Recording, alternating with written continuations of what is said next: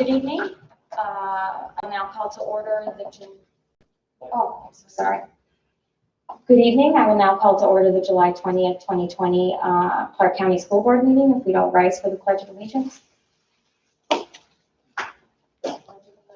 the flag of the United States of America, and to the republic for which it stands, one nation, under God, indivisible, with liberty and justice for all.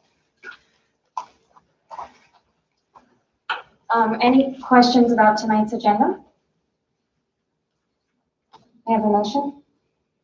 I would move we use the agenda as presented, like that. Any discussion? All in favor? Aye. All opposed? Approval of consent agenda. Any questions? We have a motion. Move to approve the consent agenda as presented. Is there a second? Second. All in favor? Aye. All opposed? We'll go straight to audience comments. Audience comments are limited to 3 minutes per person. For those wishing to speak, please fill out a speaker's card and present it to the clerk. Ms. Weir? Yes, so first speaker is Kurt Van Nostrum. Van Nostrum? Thank you. Sure. Mr. Corey, how are you? Good. Hi, my name is Kurt Van Nostrand, and I was on the DJ Cooley. Just keep it really quick. My main issue is why are we rushing to open basically in person? You know, my question is why. When we have a distant learning option available, because some young TVs jumping around, making all these demands. There's 39 states that are surging, and we're going to be like Florida, Texas, California, and some other places. Why I left and came to a town as a variable. The pandemic has been surging for less than 4 months. Why is all of a sudden now we have to basically get kids into school at least 2 days? Hybrid versus distant learning debate. I mean, it's not even a debate in my opinion. Why would we spend all this time, energy, resources scrambling for PPE, which you can't get when it's a question when we're just going to be shut down again? It's not if, it's when we're going to be shut down again. Why all go back to where we're going to have social distancing? Cut out the middleman and just go where what we do with discipline. That's a choice I'm having for my son as well. And we can put all the resources to a safe and proper education, and where we can just start from the beginning with we're going to get shut down. I don't feel that we want to use our kids as some sort of experiment or as a guinea pig in some sort of viral exposure. I mean, that's a joke. The minefield analogy I use, we're going to send our kids across minefield, but you're saying, oh, instead of 5 days a week, we're just going to send them across 2 days a week. Isn't that great? No, it's not. I choose not to have my kids walk across a minefield. It's simple. You have a choice, and I'm hoping, all the board members, have skin in the game and have kids in school. I don't know you guys personally, but, if you do, great. If not, why, you're putting the health and the livelihood of my child in your hands. So, I don't want to be put in some sort of experiment, when, there's a viable option, And speaking of the board members, how many of you guys are doctors? How many of you guys are biobiologists? How many of you guys are infectious disease experts? Obviously, that's a rhetorical question. Thanks for the rolling the breath behind me. Final point is, proper education for our students. That's my main thing about distance learning. I want it to be an afterthought that if I choose to have my child at home and have distant learning, I want a proper education, just like if someone's going to go into a minefield, and that's kind of brings me back to my opening statement. Why are we rushing? Why is there, if there's a safe option, instead of again sending our kids into a minefield when we don't have to? I shouldn't have to sit there and argue of what a common sense safe thing about dealing with my child and having other people make decisions for myself as well. It should be a no-brainer for us, everybody. It's not like they've been this pandemic's going on for years and years and years, and we're all at home turning into dummies. It's been certainly less than 3 months. So everyone was caught in a, at the beginning, and shut school a couple weeks before we ended and having social distance. It wasn't, things were hard on the line or not, but we've had 5 or 6 months to prepare for what this is and have that proper option. We're past 3 minutes. Can you That's close? all I need to say. Okay, All right. thank you so much. Thank you. Thank you. Christine Carter.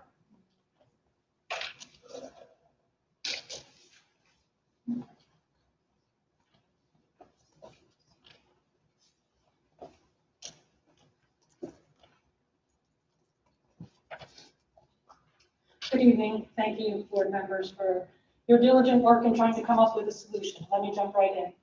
I would first like to address those members who feel comfortable only making a decision based on hard data.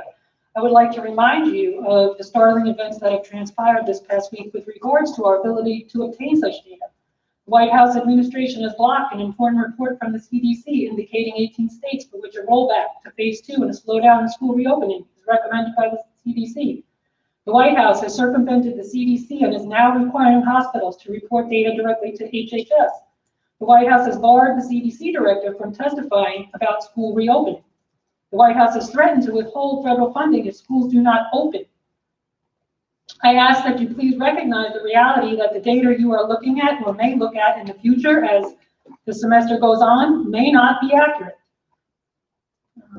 Also, comparisons between what is happening in other countries that have successfully reopened schools and extrapolation of that data to the US to predict what may happen here is not sound science. You are comparing apples to oranges. Those countries that have opened successfully have had a completely organized, have a competently led, coordinated national effort with a high level of citizen compliance. This is not the situation here in America. Do we want to teach? Do we want our students to learn? Sure we do. Do we want to put their lives and our own lives and our families' lives at risk? No. No, especially not when there is a sound alternative that can be more effective than the in-person hybrid model taking place in the current conditions. We know that returning to school in the fall will not look anything like it did before the shutdown. I would argue, and some mental health counselors would agree, that sending kids back in this environment could cause more stress and anxiety than simply staying at home and learning virtually. The teachers teaching them will be experiencing their own stress and anxiety. So I ask you, how much learning is really going to take place in a hybrid model during a pandemic? I agree with the board member who talked about the talent you have here in your tech department. For a small district, you have some amazing talent. Some investment in time and money over the next month could produce an awesome offering for synchronous learning experience. 100% distance learning that is predicated on 4 days a week of synchronous learning for half the day would provide the student an opportunity to have a regular schedule with live interaction with the teacher 4 days a week. This may be superior, will be superior to 2 days a week in person in a stressful environment where there will be chronic and continuous health conditions and concerns. The 100% distance learning also provides consistency over time throughout the semester. There will be no disruption when school is shut down or if a student or class or teacher is quarantined, which is likely to happen. Hopefully we'll make a better decision. I strongly urge this board to consider looking at the big picture. This is not an island. Look at what is happening throughout the US and other states. Look at what is happening and will continue to happen with regards to obtaining necessary data as the semester progresses. You have the potential to offer a wonderful product for distance learning. It would provide a consistent schedule with increased teacher interaction in a less stressed environment. Ms. Carter, we're over 3 minutes. Can you please wrap up? We all want to be safe. And if we are capable of teaching the kids and keeping them safe with a different option, I urge this board to vote for 100% virtual. Thank you for your time. Thank you. Thank you. Thank you. Carrie McKenna.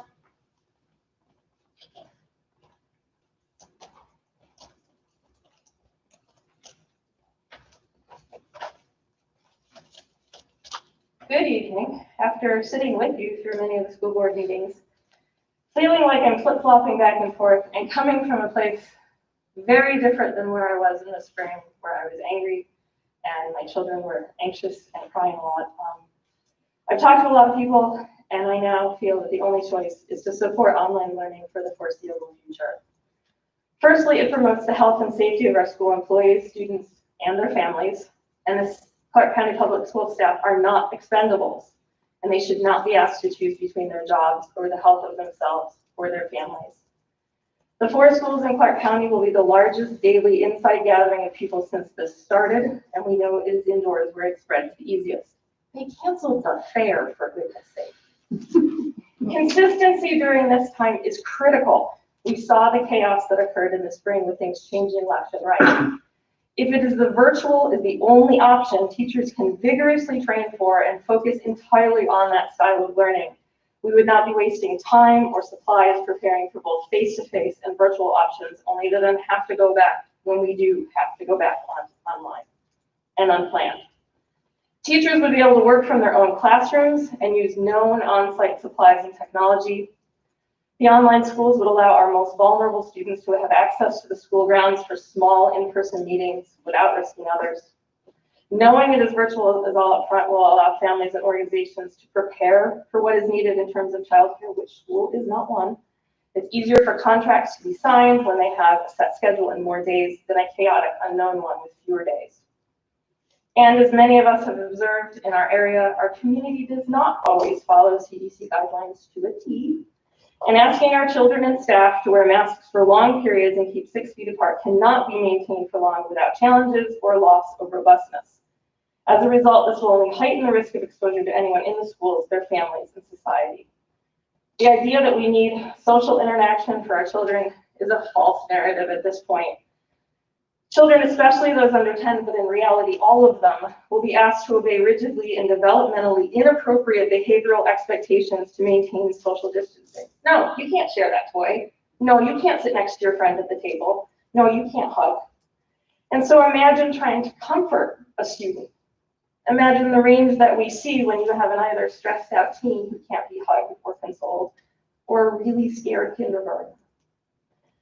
Consistently trying to succeed academically while following the above requirements will also lead to overwhelmed and overburdened students and staff, which will ultimately lead to lower levels of performance on both parties.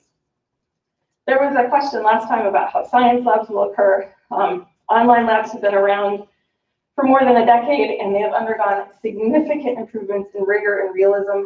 Many publishers are currently offering online free or reduced training for licenses and access to all of those labs, and those include every subject from IB to AP, biology to anatomy and physiology. In conclusion, Clarke County Public Schools should be online and reevaluated regularly as science dictates. I cannot stand by and have our children and school employees be guinea pigs of face-to-face education during a pandemic. Not one of us in this community is worth risking just to be present for face-to-face interactions when there is a perfectly acceptable alternative. And I say this as a family without reliable internet. Our schools need to be virtual to protect our community. Thank you. Thank you.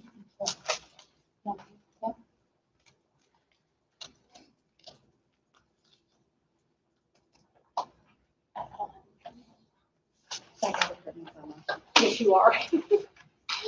Becca Wallace.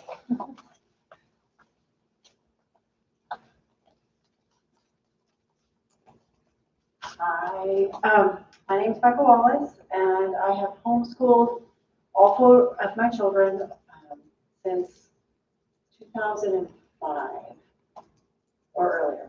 Anyway, I graduated too, and this year our 9th grader wants to go to high school and enjoy a fun, interesting experience, something different than homeschool. So we were hoping to do that for her. I don't know what we're going to do now. We may continue to homeschool. We may jump online with you guys. But I don't know if you have looked at options like Pearson School or K-12, online learning that's already in place. And then your teachers could supervise and answer questions and help the students out, rather than trying to reinvent the wheel. I know it must have been very difficult working a classroom situation and trying to configure it into a online learning situation, whereas schools like Pearson School or K-12 already have that system in place. I don't know, just a thought. You guys have an incredible job here to figure out, and we're praying for you all. This is a huge responsibility, our team. Thank you. Thank you.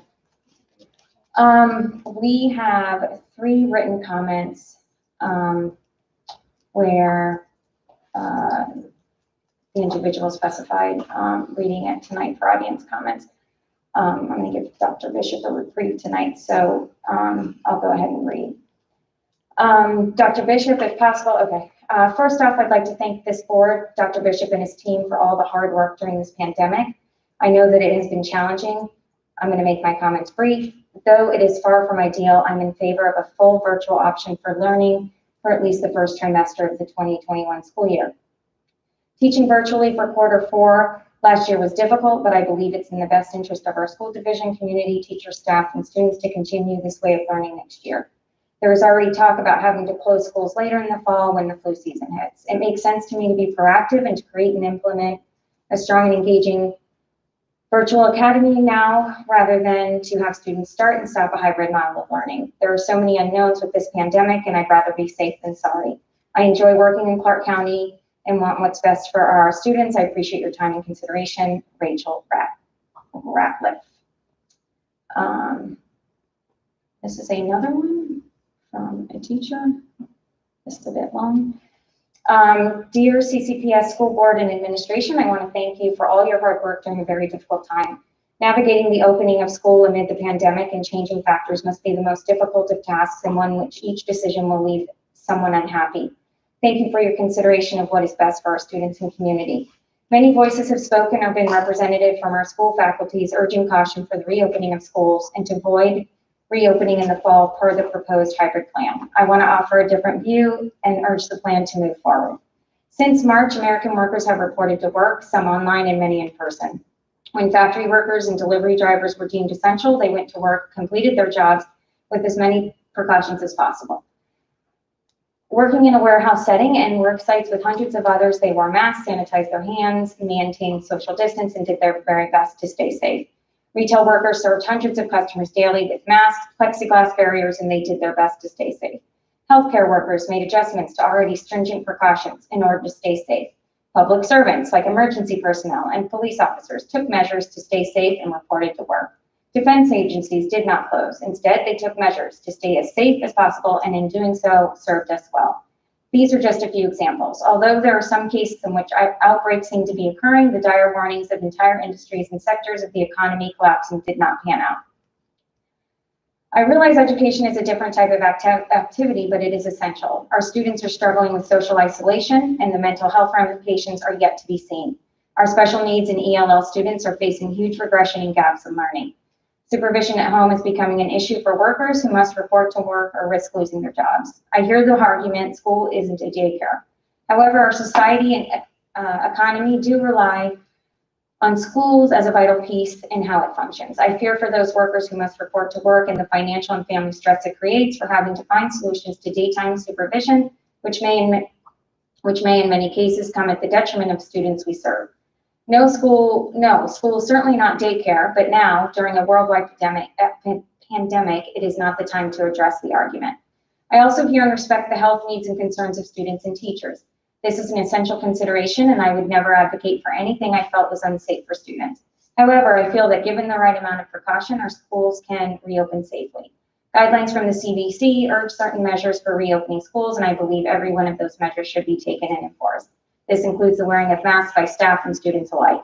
School will look different and will be far from normal under the hybrid plan, but I believe it's essential that we engage students in a limited way in the school environment.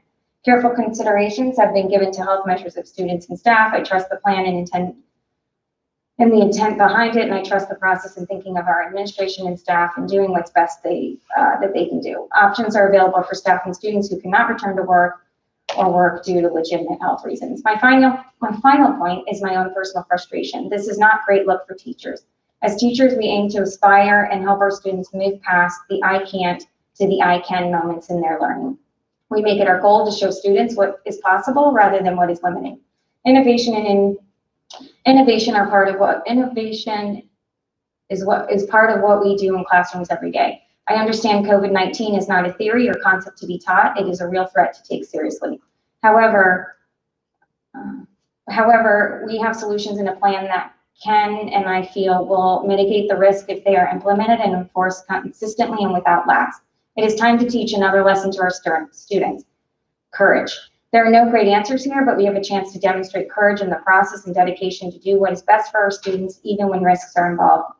Teachers can teach this lesson, be safe, guide students to be safe, and ignite learning all at the same time. That being said, I do urge the following plan: make enforcement for every student and every staff member, even our youngest.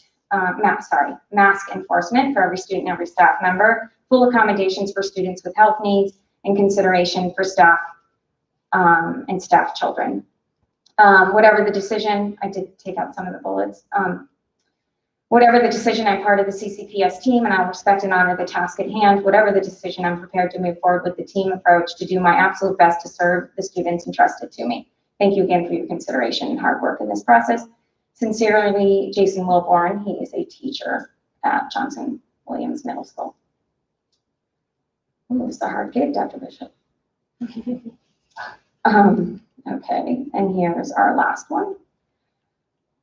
Dr. Bishop and members of the school board, I will keep my email, okay? After listening to the meeting on Monday, as well as attending the work session on Friday, I'm even more confident that starting the year virtually is the prudent thing to do.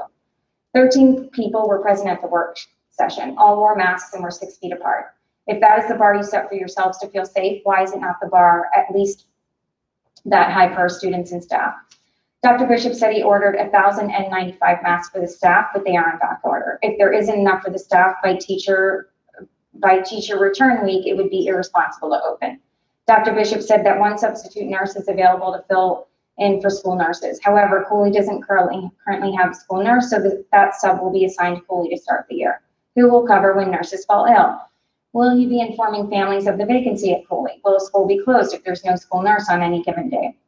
Dr. Bishop said that in order for IB students to take IB courses in the virtual learning model, each class will cost families $2,800. This will cost my family $8,400 for my rising junior. When school has to be closed, as the entire board and superintendent admit will happen at some point this school year, the IB students who had originally been hybrid students will be able to continue their IB classes online for free, while those who were VL virtual learners will be out thousands of dollars. Why not make IB courses virtual from the start?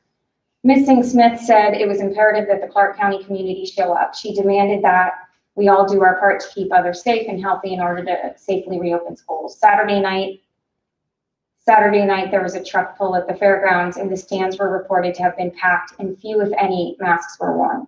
Numerous business, government offices in the county do not comply with mask mandates. Even members of the administration who are making teachers, staff, and students choose between their health and their jobs and education are traveling to hard-hit states for vacation and not following mandates, thus risking the health of the rest of the community. For the health and safety of our students, staff, and community, I firmly believe starting school online is the responsible thing to do. Mackenzie Collins. That is it. Would anybody else like to speak? No? Okay. Oh. So I have an email that was asked to be read, but it happened like late in the day, and this person didn't feel comfortable coming. Can I read it? If not, it's okay. You all have received it, but you decide. I didn't ask for the meeting. I should have.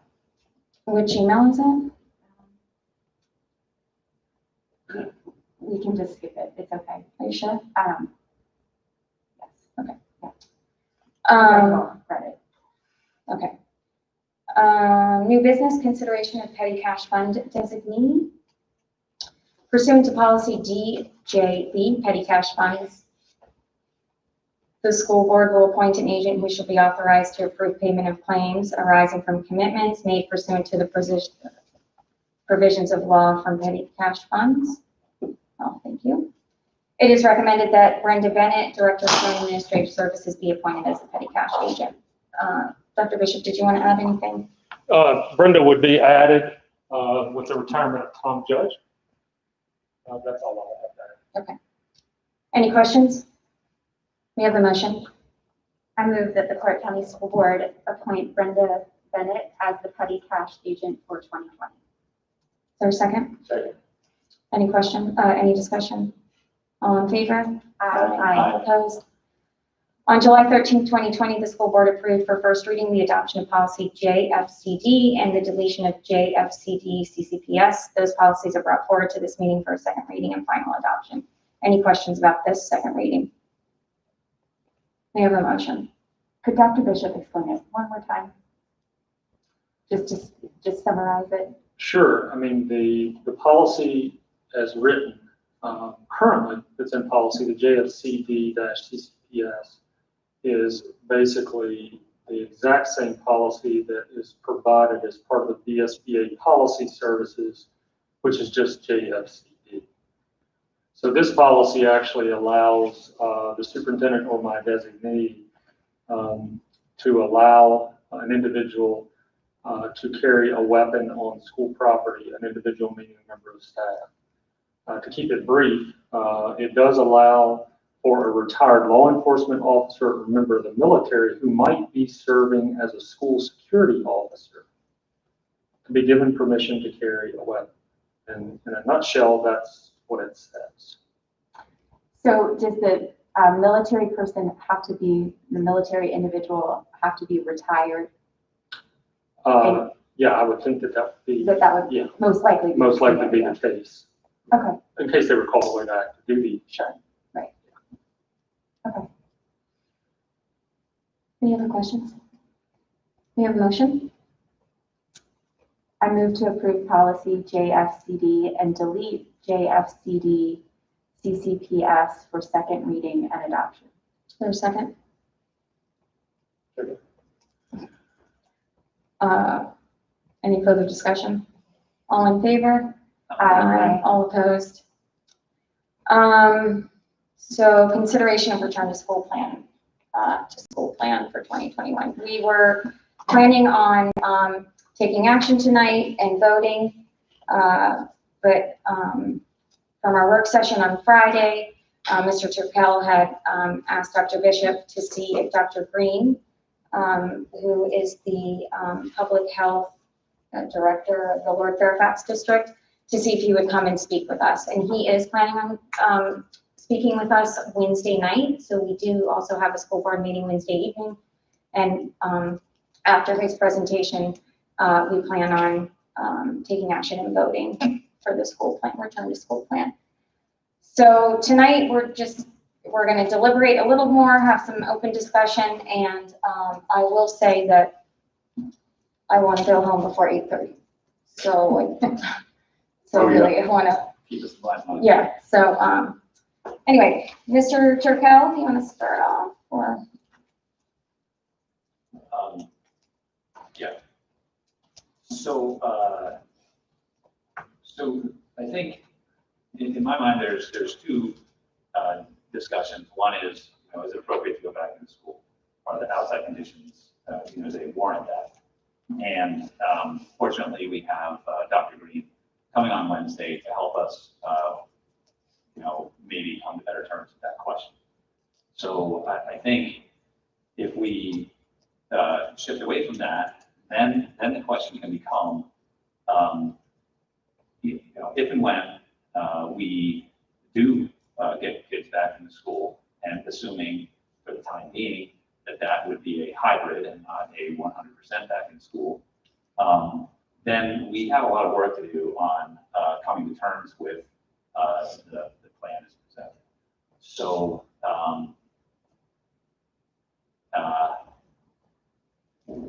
with that, I know that when the plan was given to us, it was given to us, and my assumption is that staff felt that they could pull it off.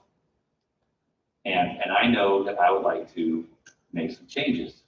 And when I make those changes, then all of a sudden staff has to reassess and say, well, if we do that, we have to determine, can we still pull it off? And so being cognizant of that, I think that, fine for me to say I got some things I'd like to see different, but probably more importantly is staff's assessment of whether that changes this this perspective on what does going to school look like. So, that's one. I think generally speaking, and this may take us in a different direction, which I've spoken to some of the board members about individually. As I approach this process, I come in with some guiding premises. The one premise is that there are some things we can do in person and be comfortable executing them well. An example would be currently we're doing some sport practices. So if we consider that some things are being done currently by the school system, then technically we're in a hybrid model. Not necessarily the whole as presented hybrid model, but it's not 100% virtual. And by and large, most folks that, and in my own sense is that that's not something that's driving people crazy. So that's one. There are some things that we can do and be comfortable with. Second premise is that the best educational outcomes are in person. And so, that's from the American Association of Pediatrics, that's from other sources, generally, and I think that's the premise behind why we had kids in the classroom in the first place at all. I mean, let's face it, we didn't choose this idea of bailing on 100% in school without some extraordinary circumstances. So just get that second premise. You take those premises and you say, what do you do with those? And for me, there's a guiding principle. And the guiding principle is that we do as much as we can do in the classroom or in person, that we are able to execute well. When I say execute well, that means doing the protocols, because that's our responsibility, is to, if a parent chooses to put their child in the classroom, that the protocols are being followed well, as best we can. So my question is, so I started out saying I have questions about the plan, and it'll mess things up, and now I'm saying, can we approach this a little differently mentally, and not say it's an all or nothing scenario. And in this, we say, well, okay, so we can do some sports, but if we vote to go 100% virtual, those sports have to stop that next day, because all of a sudden it's not appropriate to be using the schools or the school facilities, or do we need to be a little bit more flexible and say, okay, well, let's see what else we can do. We can do sports, what can we add to that? And I can see there's been a lot of discussion about the exceptional needs of the special ed community. Can we do that? Sports, we're doing that. Can we add special ed? Okay. And then so you work your way up a list of at-risk, additive, comfort, and then that doesn't just lock us into it all has to do one way or another, but it allows us to work on things, to learn from things. I guess the tide I was feeling from the board was, it's too much, no one's expendable, it's too dangerous. But anyway, I just wanted to propose that we maybe shift our thinking a little bit about how we approach this in a way that ideally will serve our students, our most at-risk students, the best, and that we can do in a way that folks are relatively comfortable with. So I just so on. So that outlines it. There's some discussion we can have there. We can have some discussion on specifics of the plan. Just okay, John, that's nice, but let's just stick to this. We either go K through 12, or we go 100% virtual, or do we start? Is it fair to start looking at kind of doing this in a way that's a little less, all or nothing? So, Mr. Turkel, as I understand it, when we talked about it, we talked about this phased approach. So phases would be, again, in my mind, and I'm not the expert on defining at risk, that it would be, that the phases would be a prioritization of at risk. So you would start with your greatest at risk students, then you would move on to your next. And from my understanding, and this would have to be confirmed with the staff experts, it's those least likely to succeed in the online environment need the most. And so in my mind, that would become elementary school, the younger part of elementary school. If you didn't feel like it was okay to do the whole elementary school, you could do part of it. You could do, pre-K through something, 2, 3. And then once you had that solid, you could ask yourself, can we do the rest of it? Can we do it well? You've got a lot more resources to put towards resiliency, backup. What about substitutes? What are we gonna do with teacher aides? Help out that way. It's challenging because you're working with the ones that are the hardest to work with on protocols, but they're the ones that need it the most because they're gonna get the least out of virtual. So, and then so on and so on. And again, staff would have to be greatly involved in defining how we prioritize that risk. But it is an approach that I think backs us off of, we gotta pull everything off on 31st and gets us into, we're gonna pull off as much as we can, solid, we're gonna try it, we're gonna do it, and then as ideally, quickly as possible, we're going to add next phase, next group, next segment, and move through. So there's something for consideration. And we're not voting tonight, so we just get to talk about it.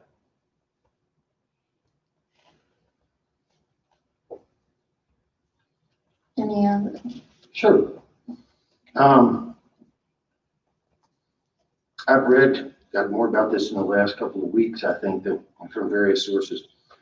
To me, when you're talking about allocation of resources in general, and it's sort of a game theory problem, isn't it? Where do you put your resources? Well, my own thing, and in full disclosure, I am the only member of the school board that does not have a child in the school. I had 3 that went through, but they're all graduating. And we're a little jealous. Yeah. Right now. They did graduate. That adds to our jealousy. But I'm like, avoid the worst case scenario.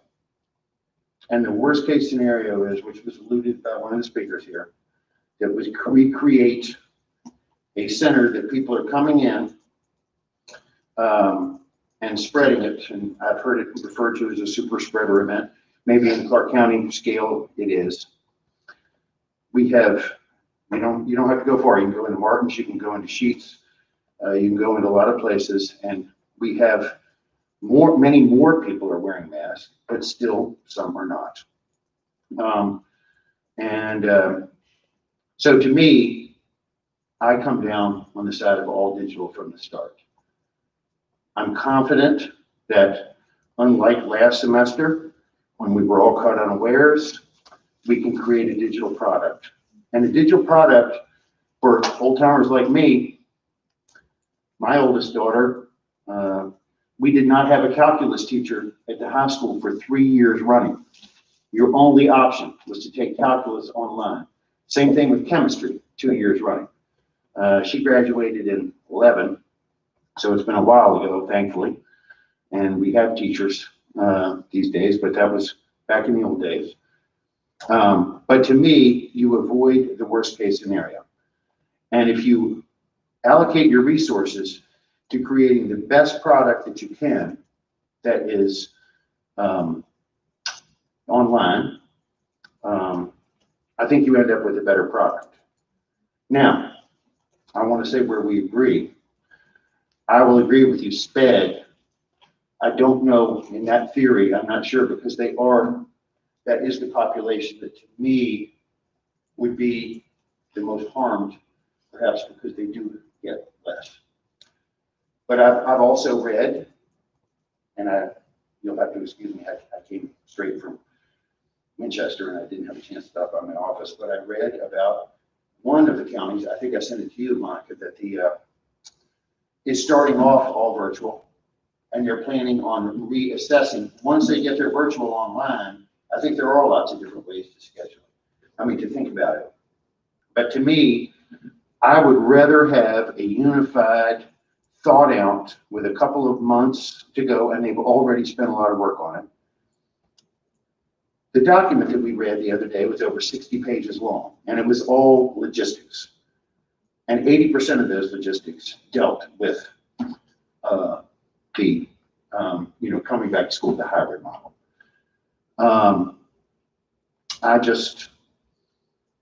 I think for this semester, to me, I want to avoid the worst case scenario. And I've heard the argument that, oh, we don't have any deaths in Clarke County, and we've had a very low exposure rate. And people say nobody, but I've read more now that time has gone on. It's not just the deaths. There are many people that have severe follow-up symptoms to heart, lungs, the blood clotting and all that. I'm just not ready to vote for increasing that risk. But I am open to an idea of what could we do for SPED, or if we get to November and things have gone down, I think the thing that's worrisome to me is we're going the wrong way.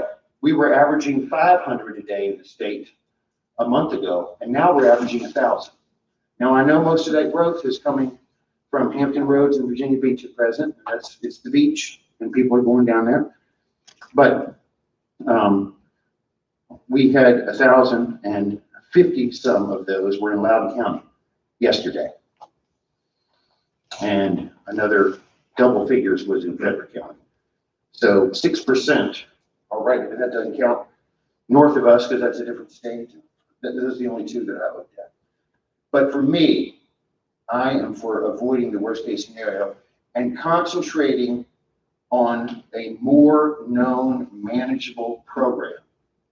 And I acknowledge that the weakness of my argument is that the SPED population is going to be the least, the least served.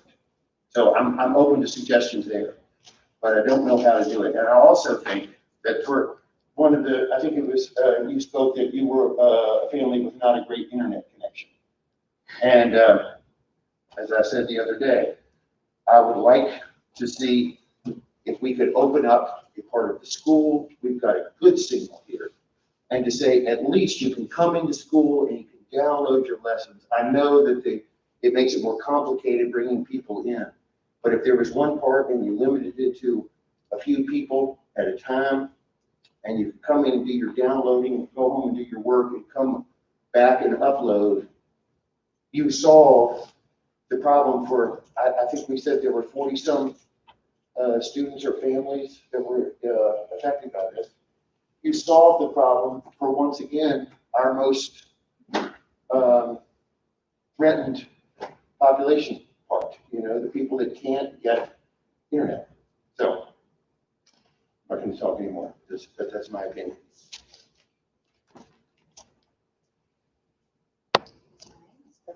You can go. Okay. So I agree both with Mr. Turkel and Mr. Schutte, and I can speak for all of us when I say that we have lost sleep. I woke up at 3:33 this morning just thinking about the meeting and the stress of all of this. And I know that I'm not the only one. And we've tried to talk to as many people who will talk to us. And we've read countless emails over the past at least week, but probably longer than that. And so a couple of points that I want to make. One, unfortunately, I feel like there's this perception that the board if we decide to go on a virtual path, that we don't like Dr. Bishop's plan or that we don't approve of the 60-page document that came out 2 weeks ago. And that's absolutely not true. And it's not true that we're not supportive of his staff and that we're not supportive of the effort that has been put into this. I can't even begin to imagine the countless hours that the team has spent, the administrative team has spent on putting all of this together. And it frustrates me to hear statements like that because they're divisive and they're not helpful to the health of our community. They're not. And now more than ever, we have to come together to figure this out. We're not going to be in this situation forever, but we have got to get along and to put our own focus, our personal mission, for lack of a better word, we have to think outside of ourselves. And so if we decide to go in another route, it has nothing to do with the plan not being acceptable to us.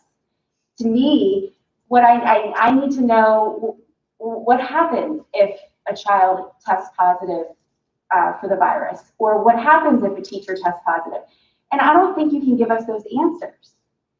And that has nothing to do with you or any of our staff. This is an impossible situation. And I think that most community members recognize that we have no answer for this.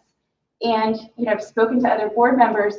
It's frustrating that we're even in this position as a school board, because one of our speakers said tonight, we as a board we don't have degrees in public health or epidemiology. I'm not a physician. So this is a huge task that's before us. And I think that everyone can agree that the safety of our kids is most important. And then secondly, to go along with what I was saying about, our initial plan, is that we wouldn't be doing due diligence as a board if we didn't come together and really, really hash out any questions or concerns that we have. It's not helpful to Dr. Bishop, it's not helpful to our teachers, it's not helpful to our staff, it's not helpful to our children. And so, we weren't voted into these positions to just make quick and hasty decisions, especially during a pandemic. And then, I guess I've already said this, but, not knowing exactly what protocol to follow really bothers me. And so, I looked at our policies today. We've got a policy for so many things that haven't even happened, thank goodness. One being an active shooter drill. We have a policy for that that's detailed. We have specific plans that involve, various groups in our community. It's so thought out. And again, thank God that has not happened and we haven't had to use it. But we're in a pandemic, and this is real. And it's almost impossible for Dr. Bishop to be able to say, this is exactly what we're going to do, because that's going to change. And last thing, I got a great piece of advice from someone, and they said, Katie, you want to think about, I'm not an athlete, but you want to think about where the ball is going rather than where it is. And I think that we need to think outside of where we are right now towards where we want to be as a school system, and also where we could potentially be by things opening up and seeing the shift of teachers going back to work in Loudoun County, teachers going back to work in Fairfax. We have been so fortunate to have our numbers relatively low in Clarke County. I'm so grateful for that. But again, we've got to keep in mind that things are going to start to change again, and we've got to be ready for it. So that's it. But thank you, Dr. Bishop.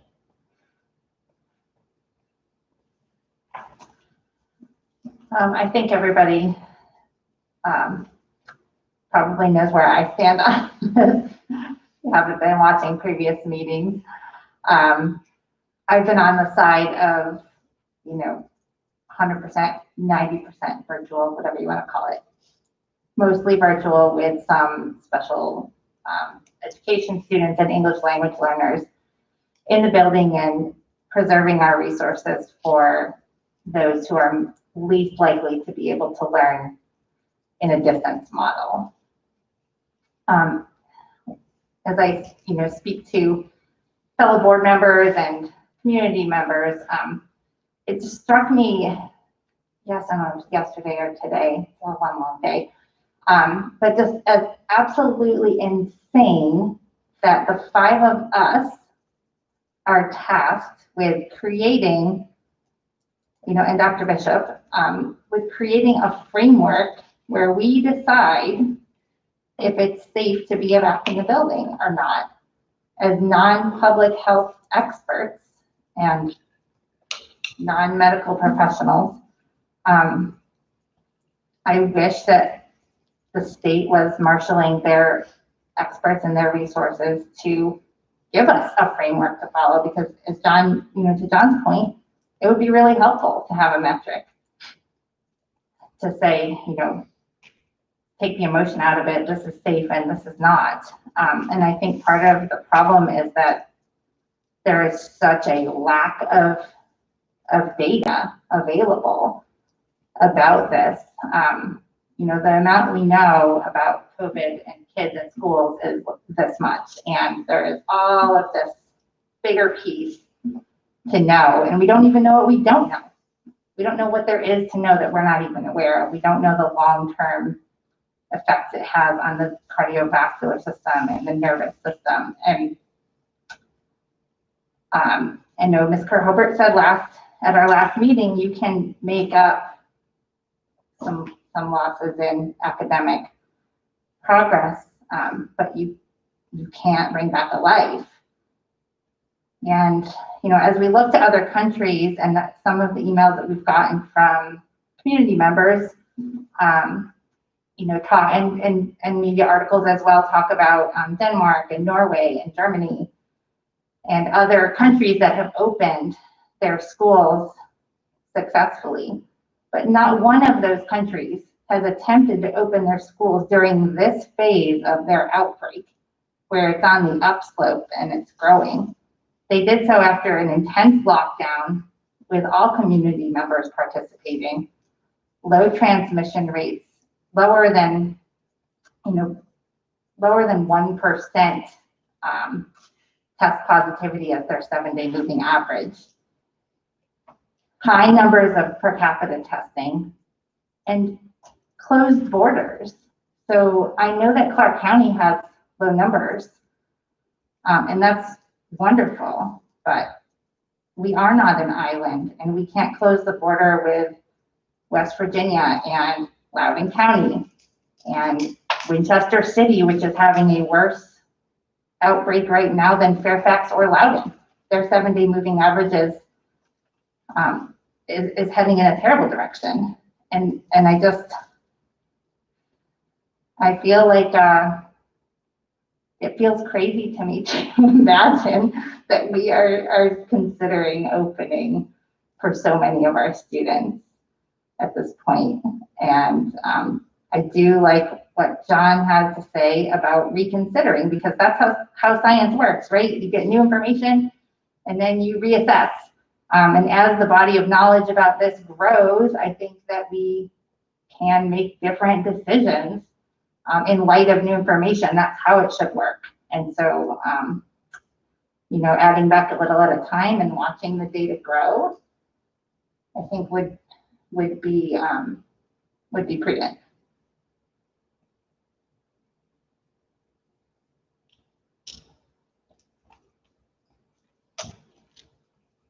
Anyone else? Any further thoughts? I'm not gonna speak yet. Are we doing board comments? Is this the end of the line here? No, I mean, yeah, we're gonna do board comments if you want closing remarks, but if we wanna have continue to have a discussion, I do wanna I want Dr. Bishop to speak, so, this is, right, discussion, so Dr. Bishop? So, thank you. And Ms. Hobart, I appreciate your comments. The document that was presented to you last Monday is a month's worth of work. And not only my work, but the entire administrative team. And just let me rewind just a little bit, because I think there's a perception that I'm uncaring or this is my idea or whatever. And that's not the case. Those who have worked with me since I've been here and have met with me frequently, Education Association, Superintendent's Advisory, one member of the Education Association is here this evening, and you're welcome to talk with her about my interaction with that group. They know if they ask me a question, they're going to get an honest answer. And sometimes people don't want to hear the truth. And it upsets people, and it is not something that spreads a lot of joy. I have never in my career been accused of not supporting teachers until recently. And, the Department of Education came out with a set of guidelines. Those guidelines were released early June. June 15th, based on what we knew then, the board suggested, after looking at 3 different options, that we move forward with developing a hybrid plan, which is what we did. So that's why we are where we are. We knew all along, and I have said to you on several occasions, individually and collectively, that I firmly believe that at some point during the year, we are going to be in a virtual learning model. Any expert that you listen to, whether it's on CNN or Fox News, will say that the outbreak is going to get worse, particularly during the flu season, when there's this mix of flu and coronavirus and strep throat and other stuff that people come down with. So never have doubted the fact that we would be in a virtual learning model. And we knew as a team that we would have to develop a virtual learning plan that would look at 100% virtual. I guess where I come down is this. One, the direction of the board and how to move forward in June. Again, things have changed in the last month, basically. So that's the direction we went. And as I start to look at numbers, and again, making decisions based on the numbers that I have in-house to work with, I start thinking about the possibility of having 531 students in our schools who could be considered at some risk. 199 students who don't have internet access. 269 special ed students. 63 English language learners. 531 students, we're having school. We looked at multiple options prior to coming to you with what we came to you with a week ago. We looked at an early elementary model. Staffing was an issue, because when you look at the state guidelines that say 6 feet of social distancing has to be maintained in each classroom space, those documents further say that if there's 6 feet of distancing, you don't have to wear a mask. That's what the guidance documents say. So there is, and I've said this before, lots of conflicting information. You read the CDC guidance, you read what's in the state guidance, you hear about these pending changes from the CDC that now are evidently going to be released in late July. There's a lot of information out there, and to weed through all of that to try to come up with a plan is not an easy task. But as we look at those at-risk populations of students, it's a significant number. Now, 531 students spread among 4 buildings. We started having conversation today about internet cafes and how those might operate. And, coming to school and downloading information is great, and I think it's a wonderful idea. But in a synchronous learning model, there will be active instruction going on, which means the student has to be there for a prolonged period of time to be able to access that. So there are many, many, many moving parts in all of this. And sometimes I think I'm perceived as being a naysayer, somebody that's not trying to solve the problems, and that's not it at all. I deal with this every day. I know how things function and operate. And it's not just as easy to say, well, we can do this or we can do that. We have to go through this methodically and figure out what 531 at-risk students mean. And maybe more. But how do we accommodate those students in our buildings in a safe way, conducting health screenings, potentially having positive cases, et cetera? What does it mean? So I'm going to leave it there for now. And I'm happy to answer any questions. And we will, the other thing that I would say is, I'm worried when you talk about vulnerable learners, we have more than 531 in this division right now. I've had countless conversations with people about how their children have, how their behaviors have changed, not in a positive way. They need the social interaction. They need to get back into schools. And, just like you, I have read every email that I've got, the ones that you have shared with me. I've read every one of them. And certainly they're not always positive, but there are a significant number of people who have made the choice to put their kids in Little League baseball, Little League softball, Little League soccer, travel basketball, travel soccer, you name it, they're in it. And they want a choice to put their student in school. And I'll leave it at that. That's question for Dr. Bishop. Go ahead. So the accommodation of the 531, saying that means that we are in school.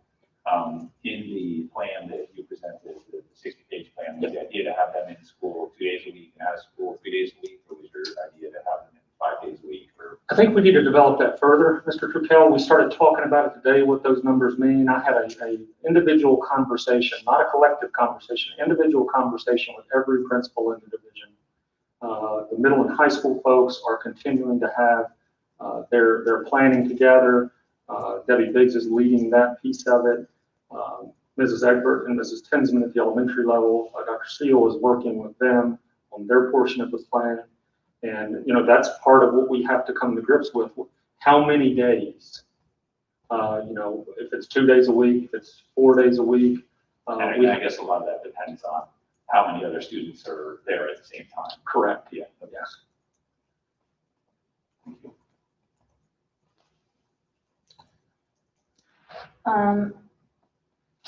Okay, I want to speak to some of Dr. Bishop's comments. I have also received a little heat about our furlough comments. I think I've indirectly been accused of being threatening or sort of an ultimatum. I'm intimidating teachers. I'm creating this culture of panic. And then I've had other folks say, well, why would you furlough now? You didn't furlough in March. We didn't furlough in March because we committed to paying our employees. It was already budgeted. It was the right thing to do. We committed to paying them. We're not in that same situation anymore. And so while it's not, it's an ugly truth to this. This is the reality in which we are in. So it's not a threat, and I talk to people about it. I'm not intimidating anybody. I'm not saying if you are against one plan over the other, then we're gonna your job's on the line. This is just a statement of fact and the reality in which we're in right now. And whatever plan we decide on, Dr. Bishop and Mr. Catlett are still going to have to go back and reevaluate. Once we decide and get surveys back from parents on who wants to do what, we're going to have to reevaluate. 100% virtual, we're going to have to reevaluate. I mean, these are ugly truths. And now if we do go hybrid, Dr. Bishop spoke about this last week. We've already spent, how much have we already spent? $246,417 and some odd change. Something like that. So, and we have more, we'll need more custodial service. We have these thermometers. We're going to constantly be needing to stockpile on PPE. I mean, we have all sorts of things that we did not plan for. So again, this is just a statement of fact. I think everybody knows that this board and Dr. Bishop wholeheartedly support the staff. You can tell based on our actions, some of our actions. We fought hard for your teacher raises. We have these past few years. So I just want to make that clear. It's not meant to be threatening. It's not meant to be intimidating. It's just an unfortunate truth.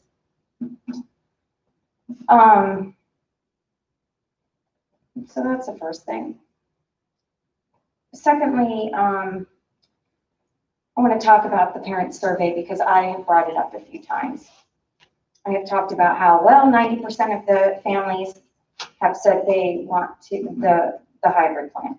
They feel comfortable with sending their kids to school.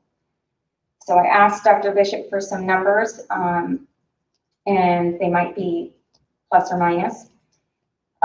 So we received 463 responses for our parent survey back at the end of May. We think we have about 1,100 families, give or take. So if you look at the 463 against our 1,100, it's about a 42% return rate. We're also saying that 90% of those responses wanted this hybrid. That's 417 families. 417 families out of 1,100, give or take, is 40% of families want hybrid. I'm not going to make any assumptions that the rest don't, but I wanted to throw that number out there. We sent a survey out, 1,100 families. We only got 463. A lot of the emails we've received, teachers, parents, they are 50-50. We have people who are very passionate about returning. We have people who are very passionate about 100% virtual. I'm going to echo Ms. Ryan and Ms. Kerhobert's sentiments. It should not be up to us. This will be a very, very tough decision. No matter what we do, we're going to have unhappy folks. And if you get what you want, you're going to be unhappy with how that gets delivered. So just know we're going to do our very best to make the best decision we can. Okay, I want to talk about quickly some anecdotes. So I'm shifting to masks.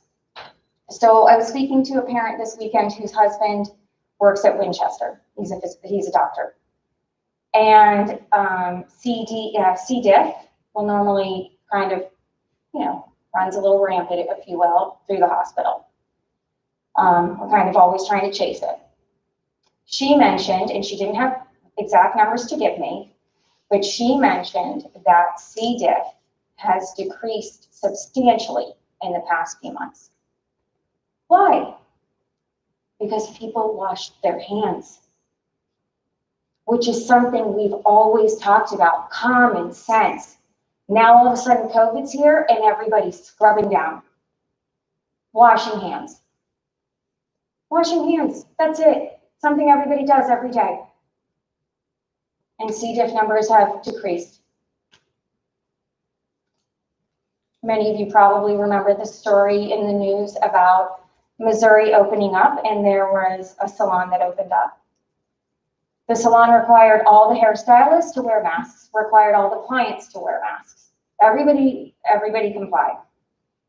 2 of the hairstylists ended up testing positive for COVID while they were working. They did a 2-week quarantine, or they told all their clients, listen, this happened. Nobody contracted COVID because they wore a mask. Everybody complied and wore a mask. So when I hear, and I'm going to try to say this without judgment, but obviously it's going to sound that way. When I hear about our truck pull, and I know it was outside, and that's going to, people are going to justify that, it's, hot. When I hear about the truck pull and majority of the folks didn't wear masks, I wasn't there, so obviously this is hearsay, and I've heard it from several. That's concerning, especially when you all have heard me on my soapbox about social responsibility. Masks, hand washing. It's so simple. It's so simple. I'll say it again. You want to go back to school, everybody needs to show up. It's going to be like my new, I'm going to get a t-shirt that says that. I do want to read something. Sorry, I didn't have my phone ready. There was I think an editorial in a paper about, I can't find it, of course. I'll find it later. There was an editorial in a paper that talked about sort of this social responsibility that I speak of. And of course, you've heard all those things. Well, if a building says no smoking, you're obviously going to not smoke in the building. Things of that nature, right? And so it basically said that, okay, fine, if you want to say I don't have to wear a mask, okay, great, but do you support humans or not? It's about humanity. So citizenship also carries both rights and responsibilities. It's so important. And again, the 5 of us shouldn't be having to make these decisions, but we are. But this is a community effort. I say it over and over and over again. I'm getting tired of hearing my own voice. The last thing I want to say also is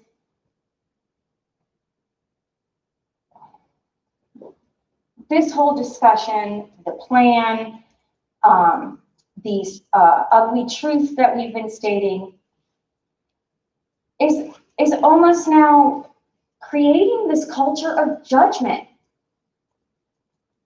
Ms. Kerhobert talked about how there's a perception that just because we're having a new discussion about 100% virtual, that now all of a sudden we don't support Dr. Bishop, that all of a sudden we don't support his staff, that we don't appreciate the hours and hours. I spend hours on the phone with this man. I can tell you, he's worked hard. So the fact that people would even think that we don't support him and his staff, why the judgment? Just because we're having a new discussion. And again, I talked about the truck pull. It sounded judgmental, but that's sort of what we're starting to create. So now if we go to school, someone's not wearing a mask. Oh, that parent said this. Oh, this was on social media. Again, judgment. At what point are we going to do this together? I don't care what side you're on. I don't care if you want hybrid. I don't care if you want 100% virtual. At what point are we going to work together? It's the common good. The health and safety of everybody involved, including community members, is important to, it should be important to every single one of us, to every Clarke County citizen. So I want to speak briefly about this hybrid versus virtual. I know we talked about, you've heard the other board members talking about sort of how they're leaning. And I mentioned last week about how I have a daughter who is immunocompromised, was born without an immune system. And so I obviously will be choosing 100% virtual for her and my other daughter. I can't afford for her to get sick. My premise behind wanting to support the hybrid is so parents can choose. And I know maybe that sounds irresponsible considering how I really feel about this, but I feel like there's something to be said about letting parents choose. And I say that knowing that we have a lot of people in this community that don't want to carry the burden of all of this. So when Ms. Kerhobert talked about sleepless nights, past 3 nights I've just woken up with the word COVID. It's like a nightmare. It keeps scaring me out of my sleep. So every day I think I've made a decision, and every day I've changed it 12,000 times. So that's my stance about hybrid. I'm not sure I'm sold on the phase approach, but we can talk about that further.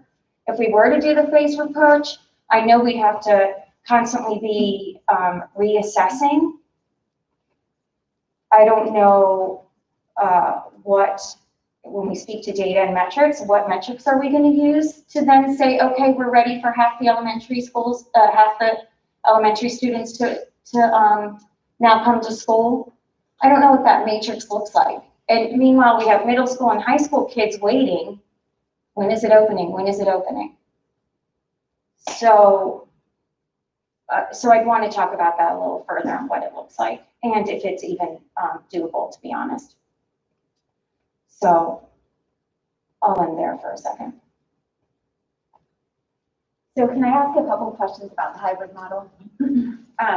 So one thought or one frustration that I've heard from a lot of people is that they feel like if they choose the virtual plan, that their choices end there. And by that, I mean that the access to AP classes and IB classes is taken out of the equation for them.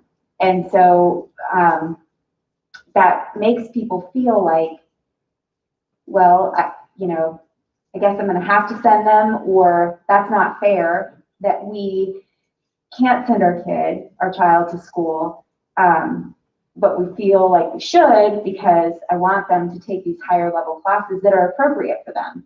And then the second thing is, extracurricular activities have come up, and, a lot of families who choose or who want to choose the virtual option feel like they're making that decision again based on extracurricular activities.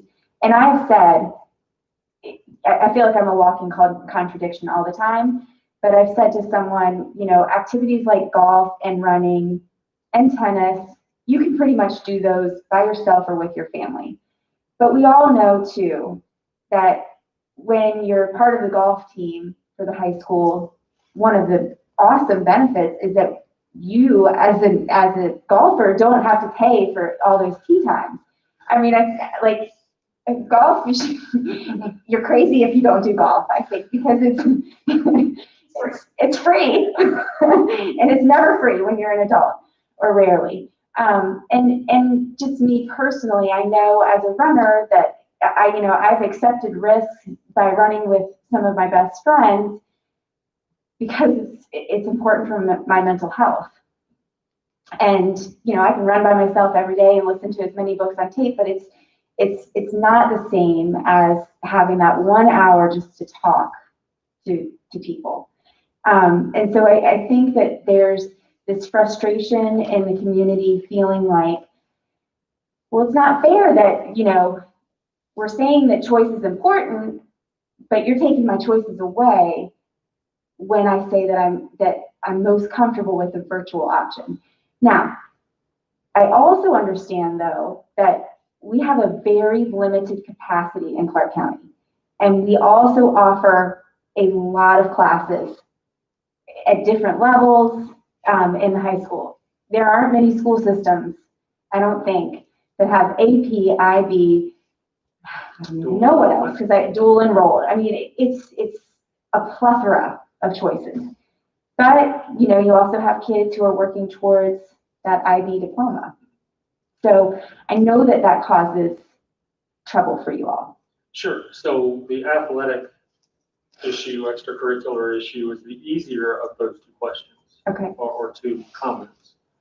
You know, when we first started putting this plan together, you know, there was a real thought that, okay, if you weren't coming to school because you were scared of contracting coronavirus, then why would we let you or allow you to come and participate in extracurricular activities?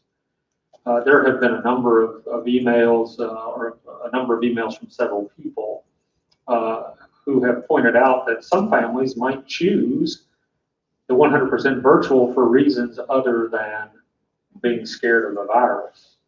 It works better into their family schedule for whatever reason. So, you know, we're less stuck on that. Okay. The issue of the academic piece is much larger. Assuming, well, let me start with this. All of our IB and AP teachers have some level of training. There's IB training seminars. There are AP training seminars that are provided. Most of those have gone virtual, so they're not nearly as expensive as they used to be, even pre-COVID. So we're not having to send people all over the place to be trained. If we have a teacher teaching, I'll just pick a class, IB English, which one would think would be fairly easy to teach online.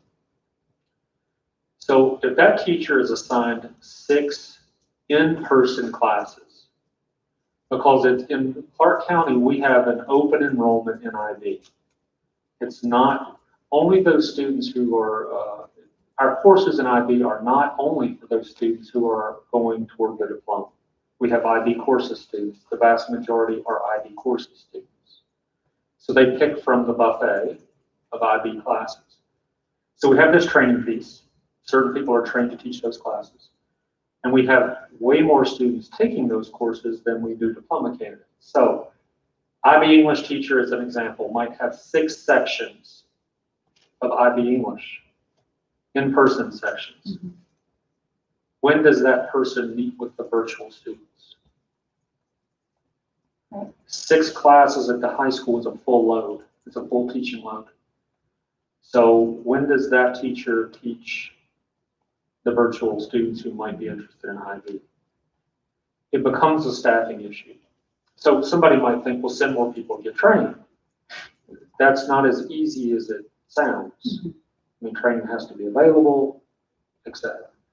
So the number that was presented to you on Friday that I had gotten just prior to the meeting, or had an opportunity to look at just prior to the meeting, I got Ms. Waring Friday. With Pomoja Education, they offer the virtual IB course. And then you have that significant cost associated with it because it's their teacher. I hope I answered your question. You did. It's really becomes an issue of staffing.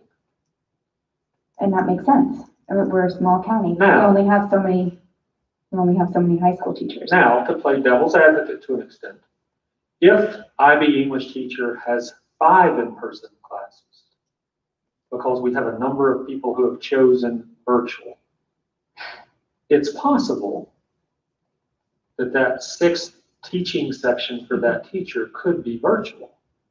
But that's a whole different level of planning in a virtual environment versus what you did in person. And remember, our teachers, if we're in the hybrid model, teachers are with students 4 days a week, Monday through Thursday. It's just 2 separate groups, but they're with students. So extracurricular is fairly easy. The academic piece becomes much more difficult. And then when you start looking at like AP physics as an example, 3-4 sections of AP physics, how many of those are virtual versus how many are 3 or 4 sections of physics, period. How many of those are virtual versus how many are, we have 1 physics teacher. Mr. Carlson. So going along with that, if we were to follow a virtual plan, would we be able to offer AP and IB classes? The honest answer is yes. We Because, could, because those teachers would be assigned to teach virtually Mhm. and not in person. So, I mean, that's the honest answer. Always of course, gonna it's be not honest. ideal. Now, one more question. So if you are like a ninth grader and I don't, I have a ninth grader, rising ninth grader. If that ninth grader wants to take honors classes, can they still take honors classes under the hybrid plan? Mhm. I mean, I'm sorry. Can you still take an honors class if you're choosing the virtual plan? Again, it becomes an issue of staff, So not necessarily. You can't necessarily not promise necessarily, that. Mhm. but Maybe. maybe. Mhm. And a lot of that is because we don't have the numbers. Exactly, right? We have 700 students approximately. Sure. And, many of our teachers across all disciplines end up with multiple preps. We don't have the luxury of having like one teacher that teaches all biology, Mhm. as an example. They might have all biology, but it's IB biology or it's honors biology. Mhm. But we don't have the luxury often Right. of having a teacher assigned to one prep. Yeah. Because of our Right. size. Right. Can you give the example about chemistry? Why that could be difficult? Well, for chemistry can be virtual? difficult, Right. and, are there some online activities that potentially could be done to replicate a chemistry lab? Possibly. IB curriculum is prescribed, so that's one of the things we'll have to work through. But a lab situation is a little different. A better example might be a career and tech ed course, where students not only have a book portion of what they need to know, but they also have to have competencies that they achieve throughout the course that we have to be able to check off on at the end of the year that says that a student has achieved these competencies. That's potentially going to be more challenging. Because many of those competencies are hands-on experiences. Mr. Turpin? I think, going back to my Steve, I think, if we approach this as we're going to start the year at the highest at risk, then we're not talking about middle school or high school. So we don't have to necessarily base our decision on what are the unique opportunities for middle and high school students in terms of honors and advanced placement classes. Then the question would be, what about the elementary school kids? And what are the opportunities or advantages and disadvantages for the lower end? And we can decide what's going on with the lower end and not necessarily base the entire spectrum of the school system on what are the problems with the upper grade level. So in that idea,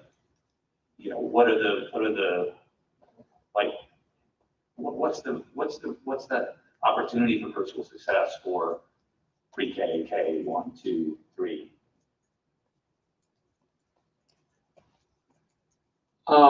It'll depend, just like it will with some high school kids.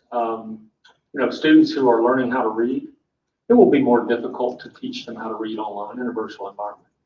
When we start thinking about things like PALS tests that we're required by the state to participate in and give, administering that PALS test in an online environment is going to be hard. So there is certainly some benefit to having our elementary students in classrooms.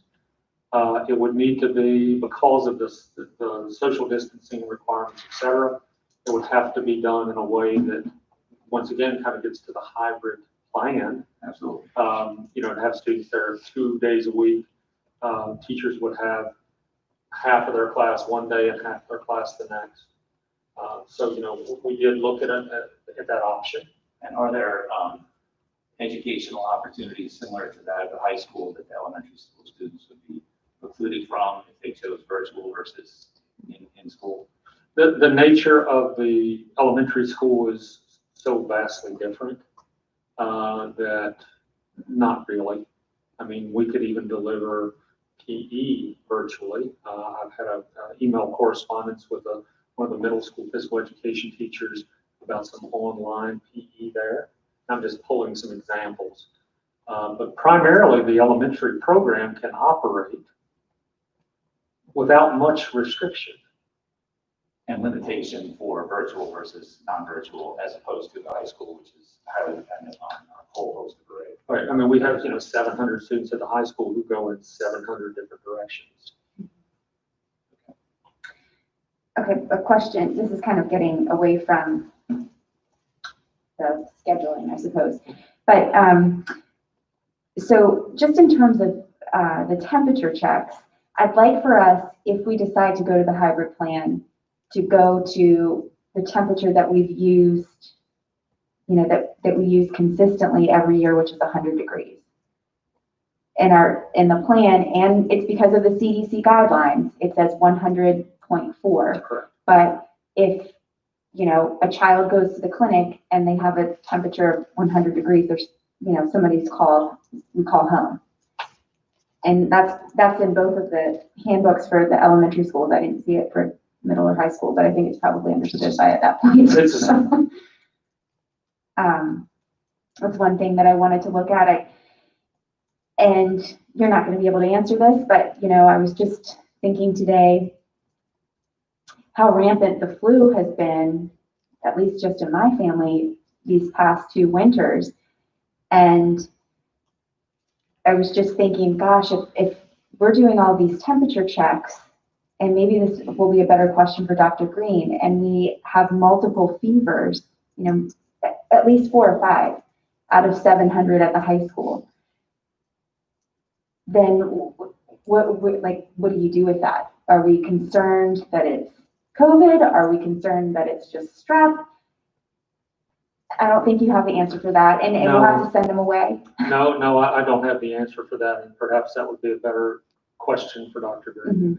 But the reality is that some patients who are testing positive for COVID don't have a temperature. Right. If you look at some of the And symptoms and feel fine.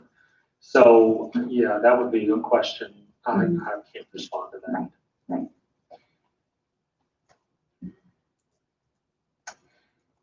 Okay, one other thing. So regardless of whether we choose to be, if you pick the virtual plan or if countywide we're virtual due to an outbreak, can we have expectations put in place in terms of synchronous learning and asynchronous learning, or a combination thereof? Or is it going to be unrealistic to expect synchronous learning to occur for families who don't have adequate internet? When we say synchronous, we mean that the teacher and the students are interacting. Right.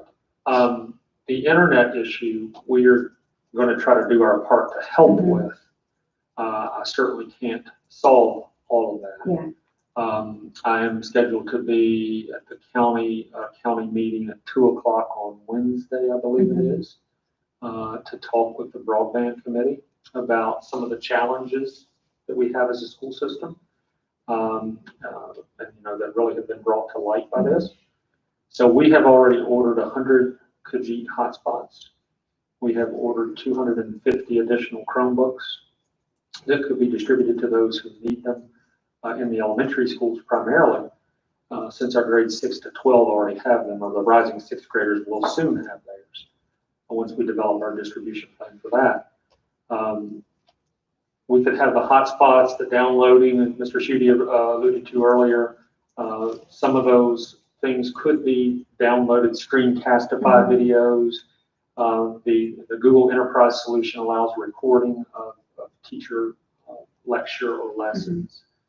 The other thing that's kind of difficult, and Mr. Herbert, you would know this, is the guided reading will be difficult for elementary students, kind of back to what Mr. Kirkell was mentioning about what are the limitations at the elementary school.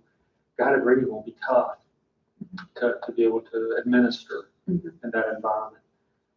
So while we can't solve the internet situation, we can try to lessen it. We do know, however, that we have some members in our community that the wireless hotspots we might provide don't work very well because of the nature of where folks live. They don't get a reliable signal, not even for their cell phones, so therefore the hotspot's not really a great option either. So whether that means we still have some kind of internet cafe model that allows people to come in, we protect staff in a way that is reasonable, we'll work through that. That's the only way we're going to really solve the internet issue fairly quickly. And then it's important too for families to communicate if it's an issue. Correct. Yes. So that we can help.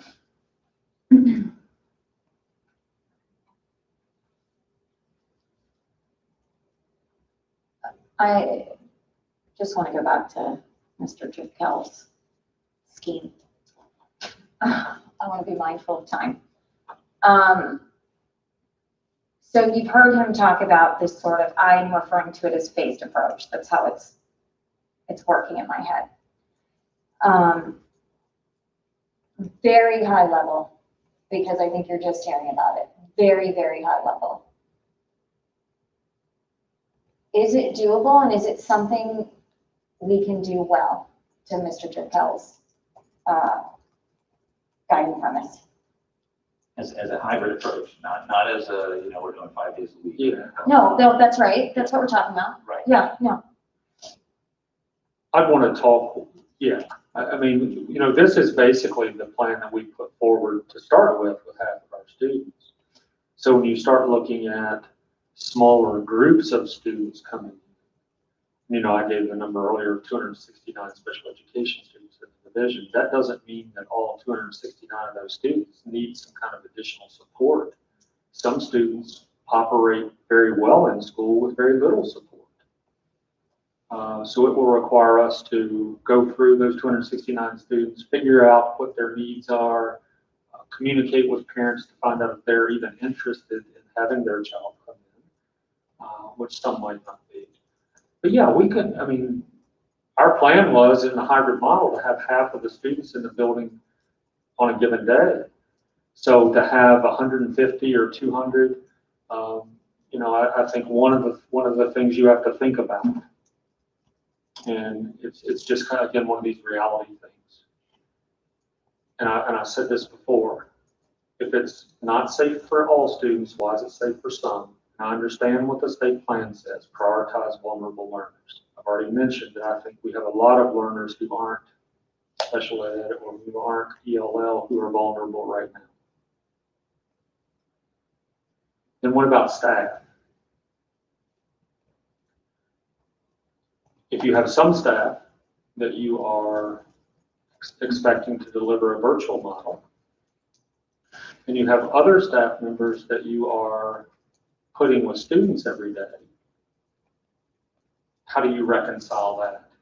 So to speak to your point, just so we're all kind of on the same page, Right. One thing that I looked at today was our special education plan that Mr. Moore sent out at the end of April. And so when I was going through it, I think that what Ms. Ryan and Mr. Turkel are trying to get towards is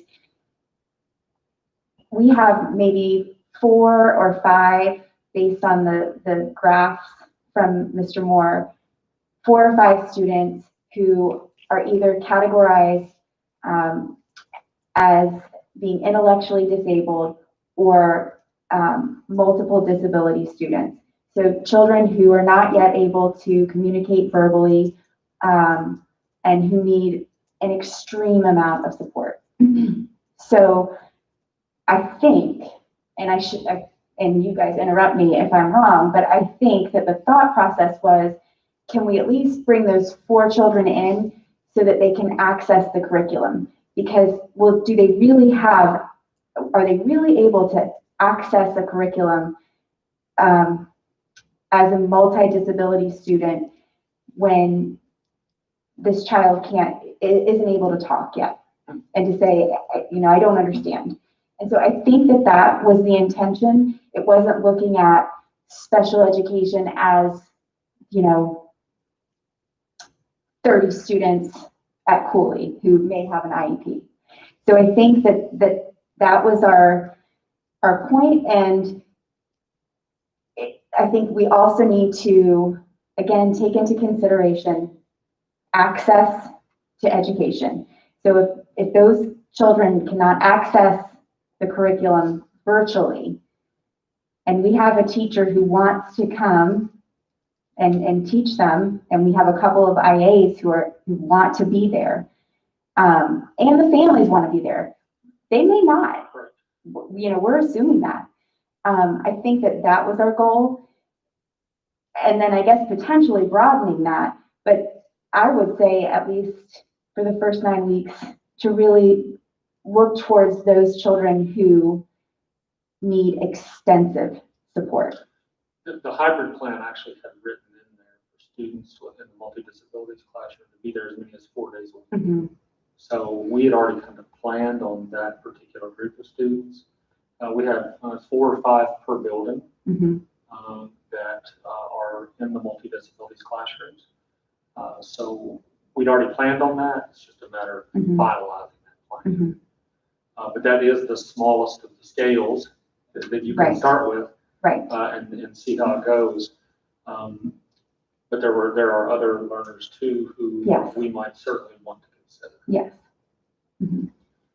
So that, go ahead, Ms. Ryan. So yes, in my mind, it would be priority to those students who truly can't access the curriculum initially.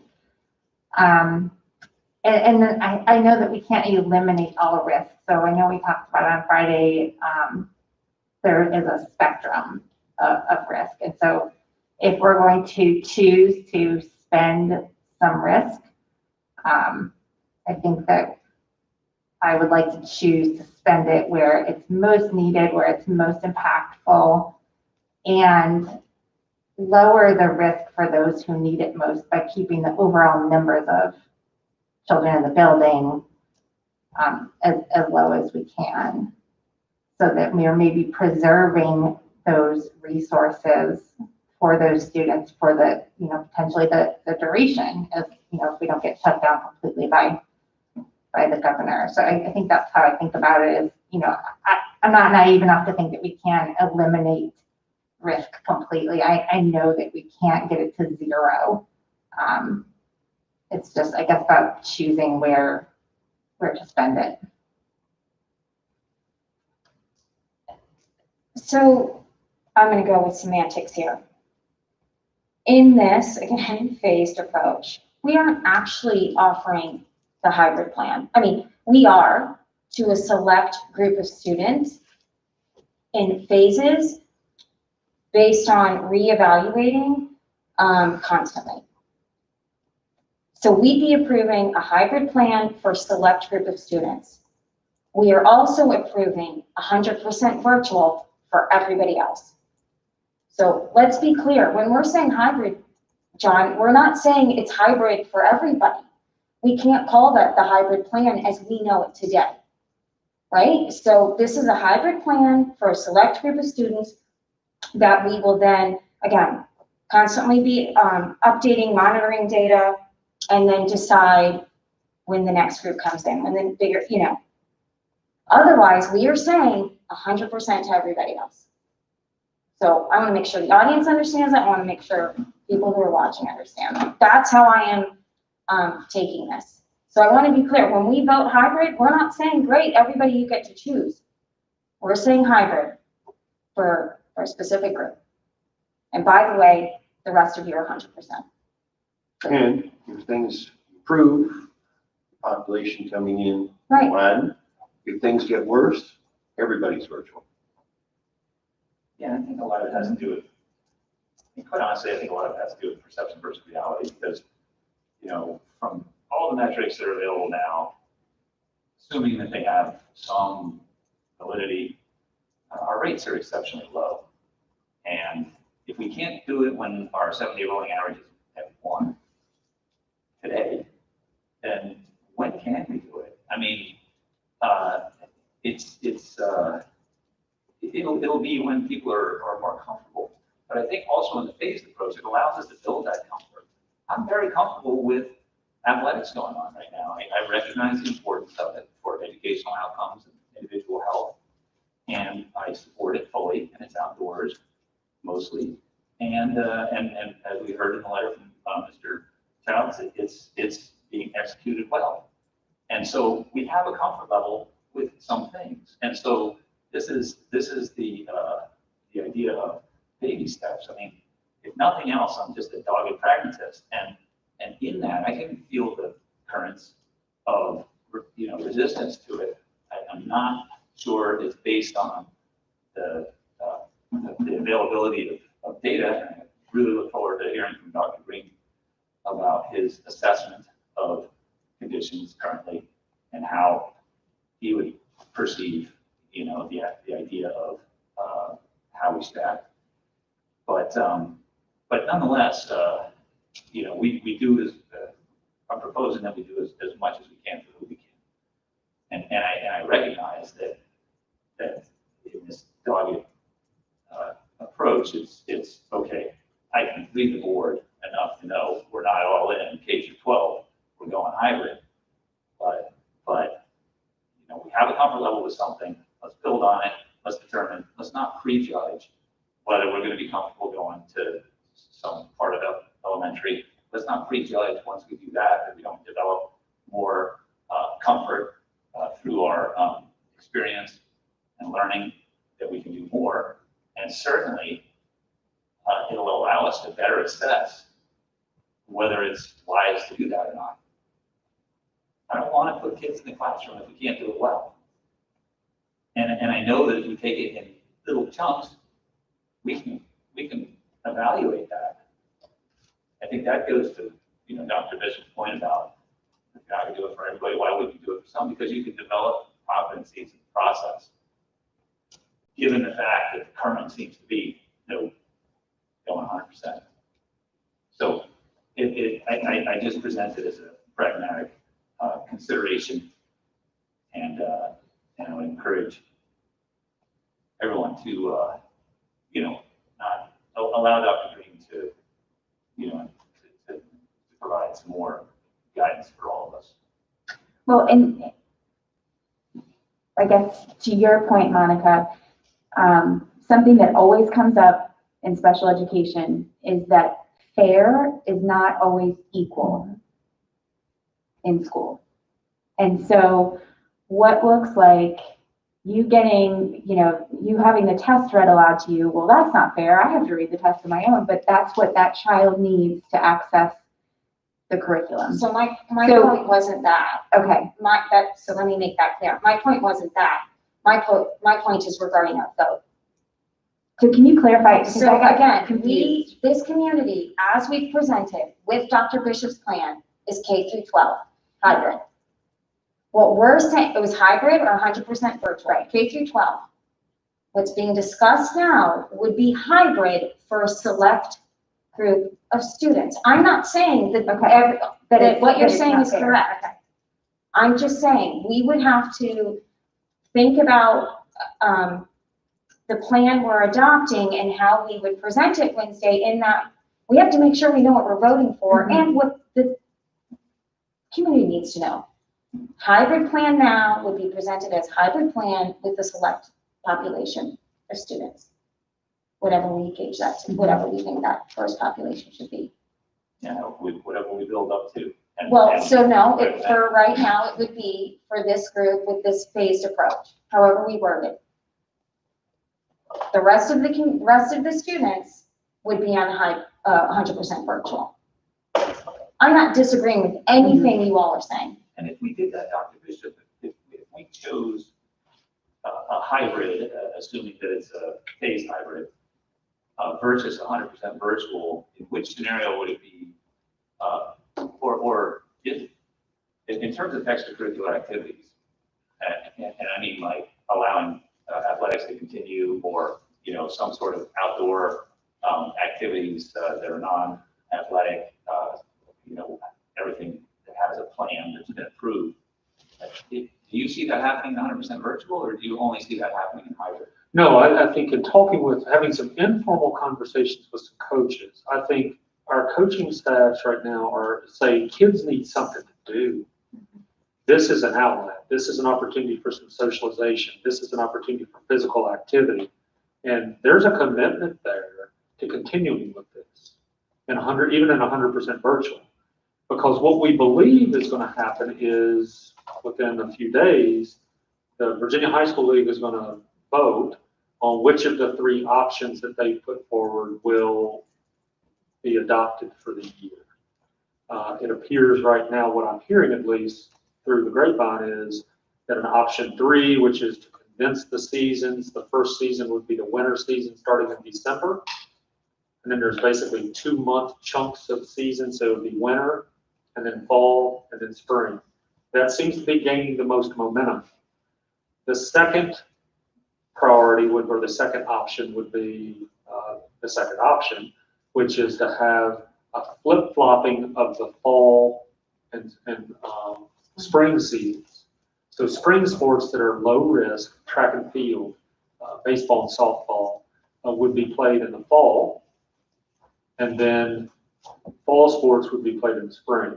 That seems to be the 2 options, because option 1 basically eliminates everything for the most part. And then what about like extracurriculars in the classroom?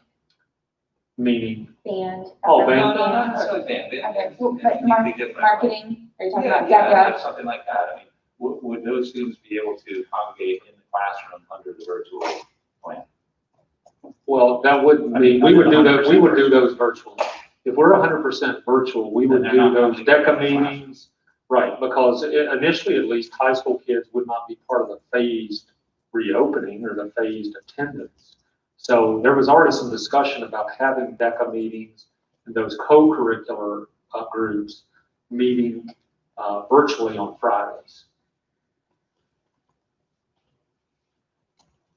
So we would not be bringing 40 kids in or 25 kids in DECA into the school for face-to-face meetings.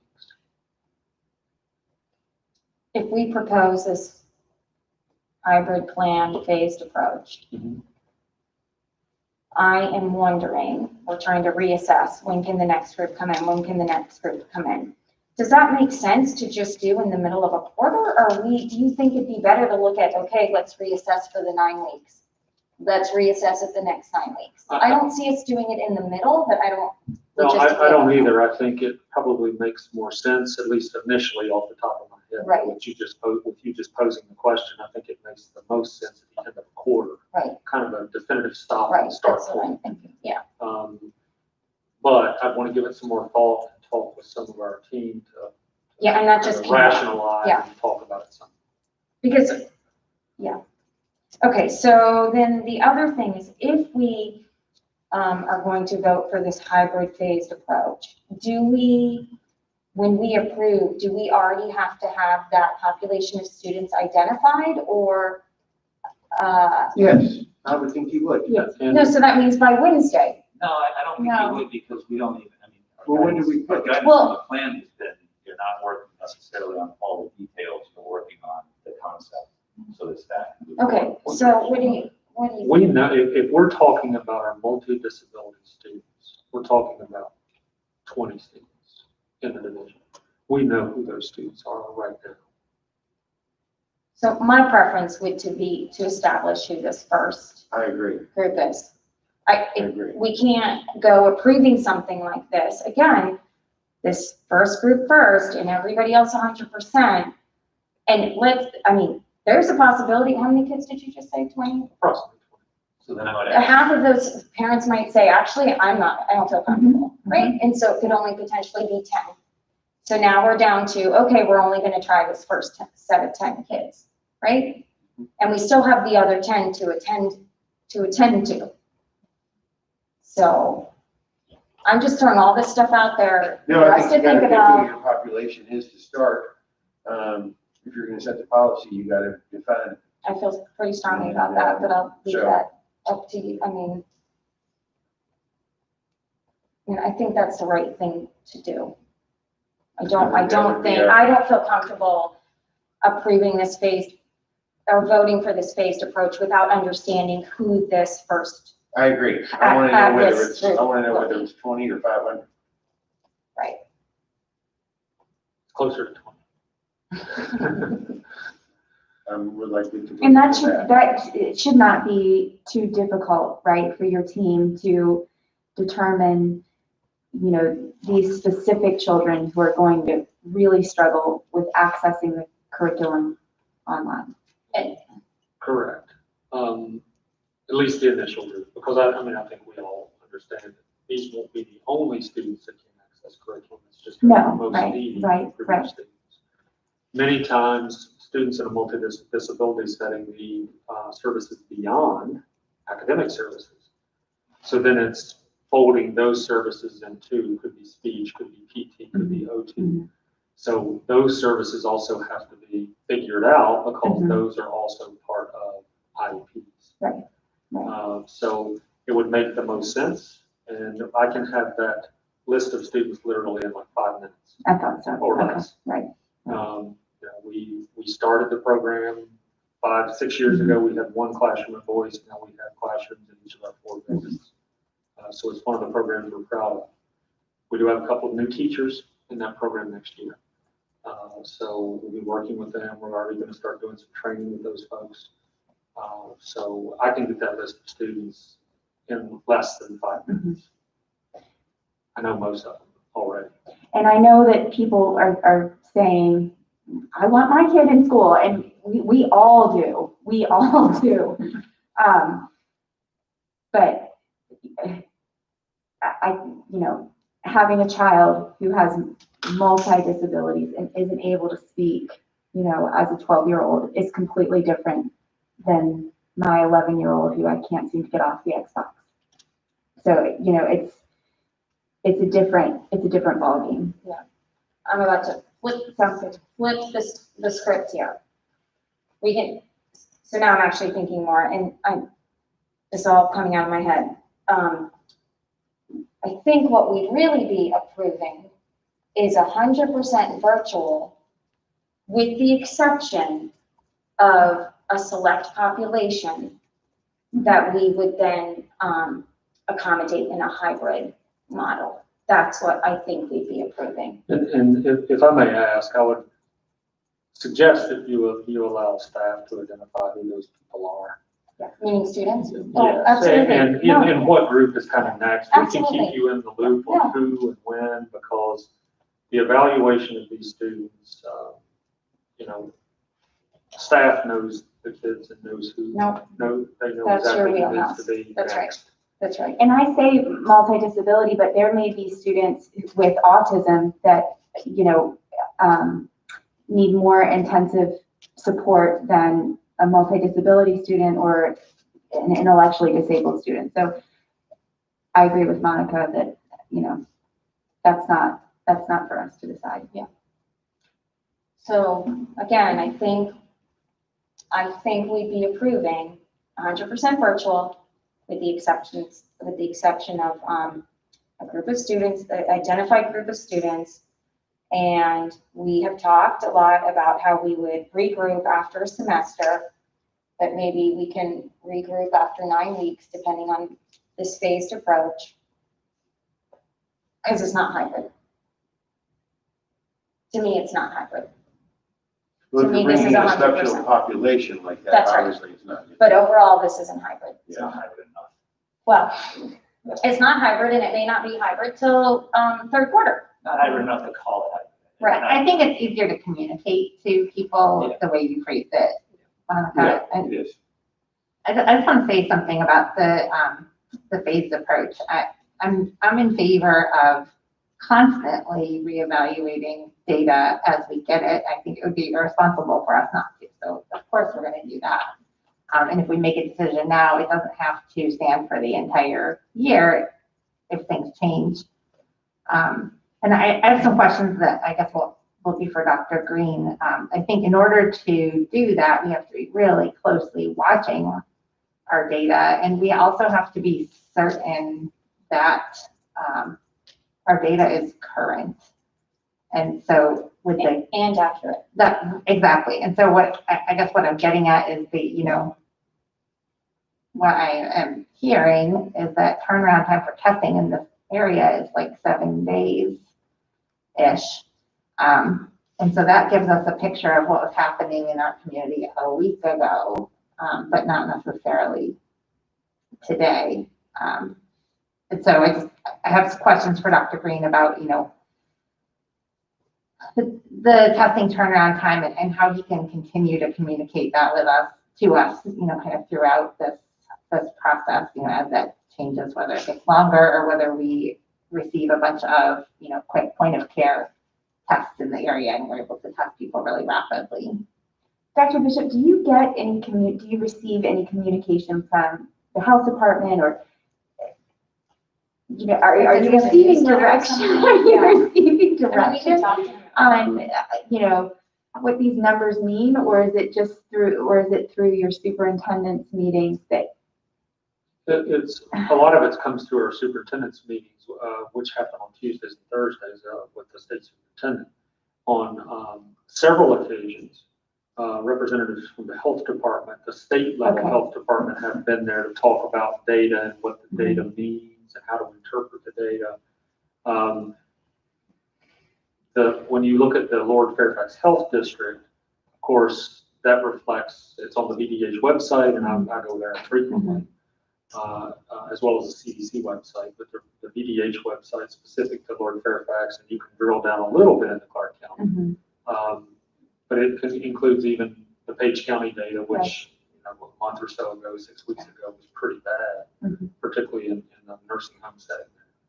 So I have communication with them, but it's not like daily, it's not once a week. It's kind of on an as-needed basis. I don't know how to describe it any better than that. But we have had, as part of our state superintendent's meetings, the health representatives from the health department as part of that conversation. I also want to refer to a comment Ms. Carter made, which is really, Mr. Turcali talked to you about it. Our numbers aren't going to the CDC anymore. They're going to HHS. So,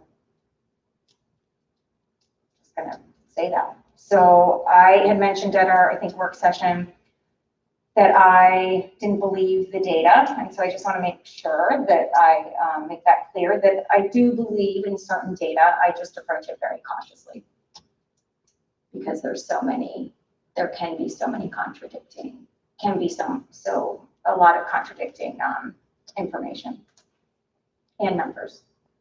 And the other thing is people saying, children aren't going to get it. We already have those studies. Children aren't going to get it. Well, we also haven't put them in a petri dish of the school environment. And the teachers, that's right. And so we will be putting them in this petri dish, and then petri dishes, you put a thing in there, couple cells, and it grows, and you see what happens. So it would take a few weeks, and we would see what happened.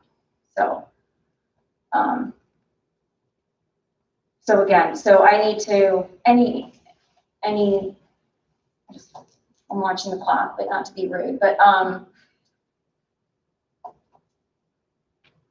do you have any other comments that you want to Are we make? just going to move into board comments and wrap up? Well, not if we're not ready to. I guess I need to really understand, because Dr. Bishop and I need to talk about it, is what are we voting on? We're not, if we're saying we're not going to vote on the health plan as presented, right? What's this other option? This 100% virtual with this specific group receiving hybrid services, in-person services. Yeah. Is that how we're going to flip it now? So, Yeah. Okay. So it's hybrid, K And I through think 12. the additional question I would like to see addressed, I don't know if we can solve it, is internet for those who don't have it. How can we help? So something to this internet cafe of sorts. I mean, we'll have to figure out staffing for that too, right? People work, they probably won't be able to come till the evening, et cetera. Well, I mean, we could conceivably provide, some transportation for those who need it. You know, then you're exposing them to, I you mean, know, if you're carrying lots of people in vehicles, you're perpetuating the problem. But there's pretty straightforward guidance on transporting students and buses. and I don't know how, if it's a lot, I mean, I don't know how many, Yeah. you know, are going to take advantage of that, but. And I think that Dr. Bishop's team with Mr. Hausman will figure it out. Okay, so as a pragmatist, I would like to propose that we vote on Wednesday on something that says, you know, we're gonna be 100% virtual, except for identified subgroups and not define those yet. We have not heard from Dr. Green yet. That was going to implement. Do you think he's going to speak to that? I think he's going to speak to things that pertain to our decision-making process. He's not gonna speak to subgroups. No, but he's going to speak Yeah. to our comfort level with proceeding forward, because that, I think, is really what we're. I think that's just what we've got to think about between now and Wednesday. Okay, well, then let me do it a different way. That's fine, you want to say that 100% virtual is that way, but then let's redefine hybrid to be allowed to be flexible as presented by whoever makes the presentation. So if, say, I was to make a motion for hybrid and identify a broader subgroup than that, you know, is 100% virtual that you just defined, that would be acceptable, that it not just be K through 12. Not just K I don't through 12? understand. I'm missing something. Okay. Say it again. So that hybrid doesn't necessarily mean K through 12, that it can mean something less. Yeah, I think that's too confusing. So maybe we need to ditch the word hybrid altogether. And it needs to be something like a vote on 100% virtual, and the wording can be worked out later. But 100% virtual with in-person learning for identified groups of students. And we all know what that means. There's an understanding, I think, of what that means, at least initially, of who that group might be. But to just ditch the word hybrid altogether so that there's not confusion. So when people are listening on YouTube, or you know, our friends from the Winchester Star are writing down what hybrid is, and Nikki and Anna, I trust them, and they do a great job reporting for us. But we're not trying to define what hybrid is, that it's 100% virtual with in-person learning for certain identified subgroups of students. Again, you can consider that, and it can be reworded later on, or if you feel more comfortable with other wording, I think I'd just get rid of the word hybrid. Yeah, but, okay, again, but we need to make note, right, that our two choices, hybrid plan as presented, K through 12, as we know it today, as it's written, or, like I'm saying, like I think Dr. Bishop just said, 100% virtual. With an identified subgroup. That's right. And then I think moving forward from there, as Dr. Bishop and his administrative team and principals and teachers, you know, are working through this virtual plan, I think that they are going, in my mind, you all will be responsible for figuring out who needs to be phased in next, who's struggling the most, who we really need to get that physical in-person contact with. I don't think that should come from us. It's because you all know the kids. And it could be that, you know, that a student that we noticed in the first few weeks of school, the first 9 weeks of school, we have some students who haven't engaged. Right. For whatever reason, in spite of our contacts, in spite of our house visits, whatever we do, we need to get that kid in the building. Yeah. So it could be reprioritized even then. Mm-hmm. So yeah, I think that makes a lot of sense. So I'm already getting emails and text messages about this. People are watching. And Well, it that's what we sounds like, I mean, I can promise you I'll change my mind a million times. It sounds like people are leaning towards the hybrid, the 100% virtual with the identified students. Yes. Okay, yes, next 48 hours will be tough for us. Just don't be mean. I want to make sure, are we going to be ready to vote Wednesday? We have to take. Okay, We have to take I'm a stand. putting it out there and We have asking, time to prepare. We're all does ready anybody to feel go. like Dr. Green's going to change? I mean, I don't want to be surprised Tuesday night or Wednesday morning if someone calls me and says it can't do it. So, because if we think we can't do it, I need a meeting on the calendar immediately. Somebody's gonna make a motion to come to a vote. Yeah, I think we need to vote on Wednesday. I do too. and I'm just really, making sure. I could vote tonight. I'm just making sure. I couldn't vote. I could. It's your Steve. Just kidding. Okay. Do you want to add anything before I open up board comments? Okay. We're going to go ahead and switch over to board comments. So, closing statements, comments? I'm gonna pass. Okay. I've said my piece. I have nothing more to say. Sarah? Same. I wish I could say what those guys said, but I can't. I'll say more. I think, I talked about our roles of emotion versus data and influence of science in that. And I think my view of what's happening is that when we have this balance of perception versus data, that right now perception emotion is driving the decision making. And that's okay, as long as it's recognized. The data right now, today, says rates are low, and therefore we should be in school. The perception is otherwise, and I can accept that. But I think as long as we recognize it, it'll help us as we move forward. All right, that's just something I'd like to put out. Secondly, Wednesday is going to be a very important meeting for us and the community to hear from Dr. Green. I strongly encourage everybody to listen to Dr. Green because regardless of the outcome, what he has to say on Wednesday will be very helpful to everybody. Please watch at least the Dr. Green part of Wednesday night meetings. Probably want to watch the vote.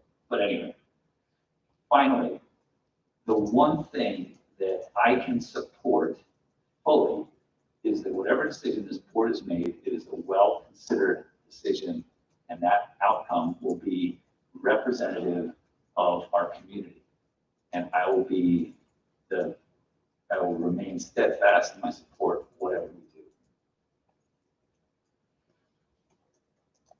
A couple of thoughts. One, I want to reiterate that if the board moves in the direction of virtual learning for most students, it is not indicative of not having faith in Dr. Bishop's plan that he created with his staff.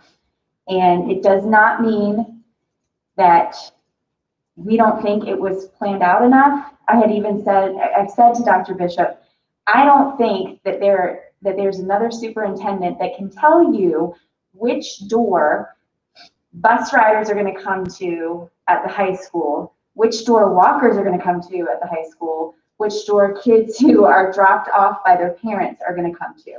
So that plan has been thoroughly put together with a ton of time. Second, someone said to me today, and I wrote this down because I thought it was very powerful. The thought is, are we going to make the best of this, or are we going to make the worst of this? And it's just such a powerful statement because we have an opportunity to really come together as a community. People are going to need help with childcare. People are going to need help in many different ways. Learning how to download things, learning how to upload things, how am I going to access the internet? And we need to help each other. And we need to use social media as a platform to do so. You know, social media can be so negative and hurtful, and cause divisiveness in our community, but it could also, we could turn things around and really make it a great opportunity to come together and help each other as a community. And we're gonna need it. And we need to come together and not do this back and forth. And again, like Mr. Turkel just said, no matter what plan we choose, whether it's hybrid or virtual, I will support both, either one, wholeheartedly, and I will do my part to make the best of it.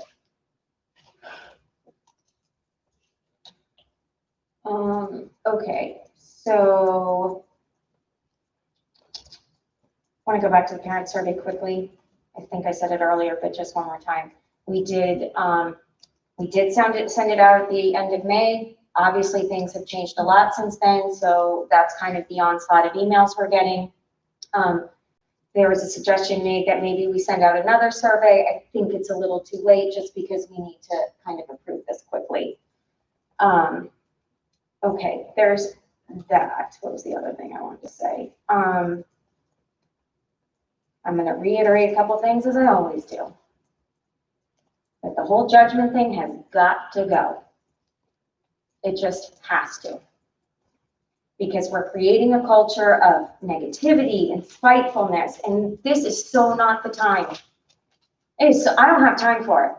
I don't think anybody does. So you might not like the decision, and I know there are going to be plenty who don't, but the judgment of who's going on vacation, who's this, who's that, just because of the social media and pictures, like, people are allowed to go. And by the way, when people are taking family photos and they're not wearing a mask, it doesn't imply anything. They don't want a mask in their family photo. And who are we to judge? It's got to go out the window. It just has to. Dr. Bishop is working way too hard. His team is working way too hard. Principals are working way too hard. And we are working really hard. I just won't accept it. I know it's going to happen, but I won't accept it, and I won't deal with it. The other thing is, I'm going to say it again. This is a community effort. I'm getting a shirt made. This is a community effort. I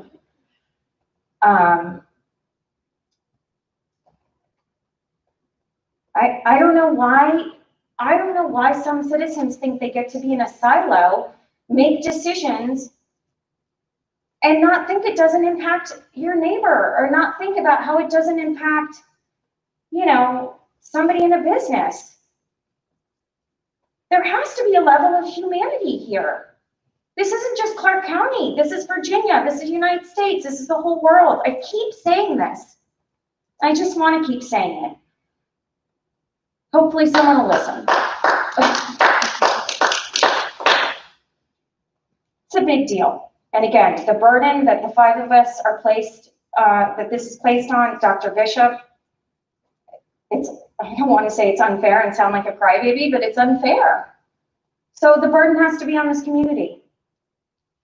I'm not going to call Terry out, but the burden's got to be on the Board of Supervisors. It's got to be on the town council. It's a community burden. The folks who work at the fairground, you need to be on board too. And I don't mean to generalize, so I hope I don't get hate mail.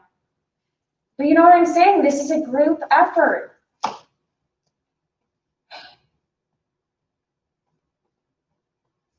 People need to get that.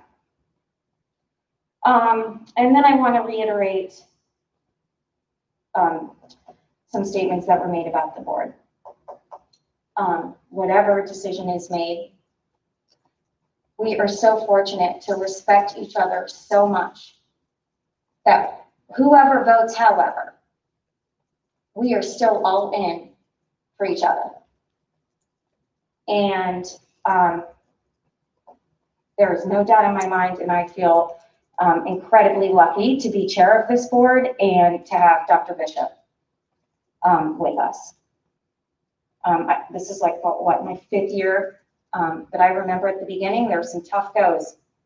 And I appreciate our collaboration. I appreciate our teamwork. I appreciate our relationship with Dr. Bishop. It is so important, so important. So thank you, everybody, for not sleeping and listening, making phone calls, and reading emails. And Dr. Bishop, for your patience with us and for the community. And we know you do a lot. Never think that it's not appreciated. Okay. With that, any final comments? Okay, I'll adjourn. Thank you, everybody.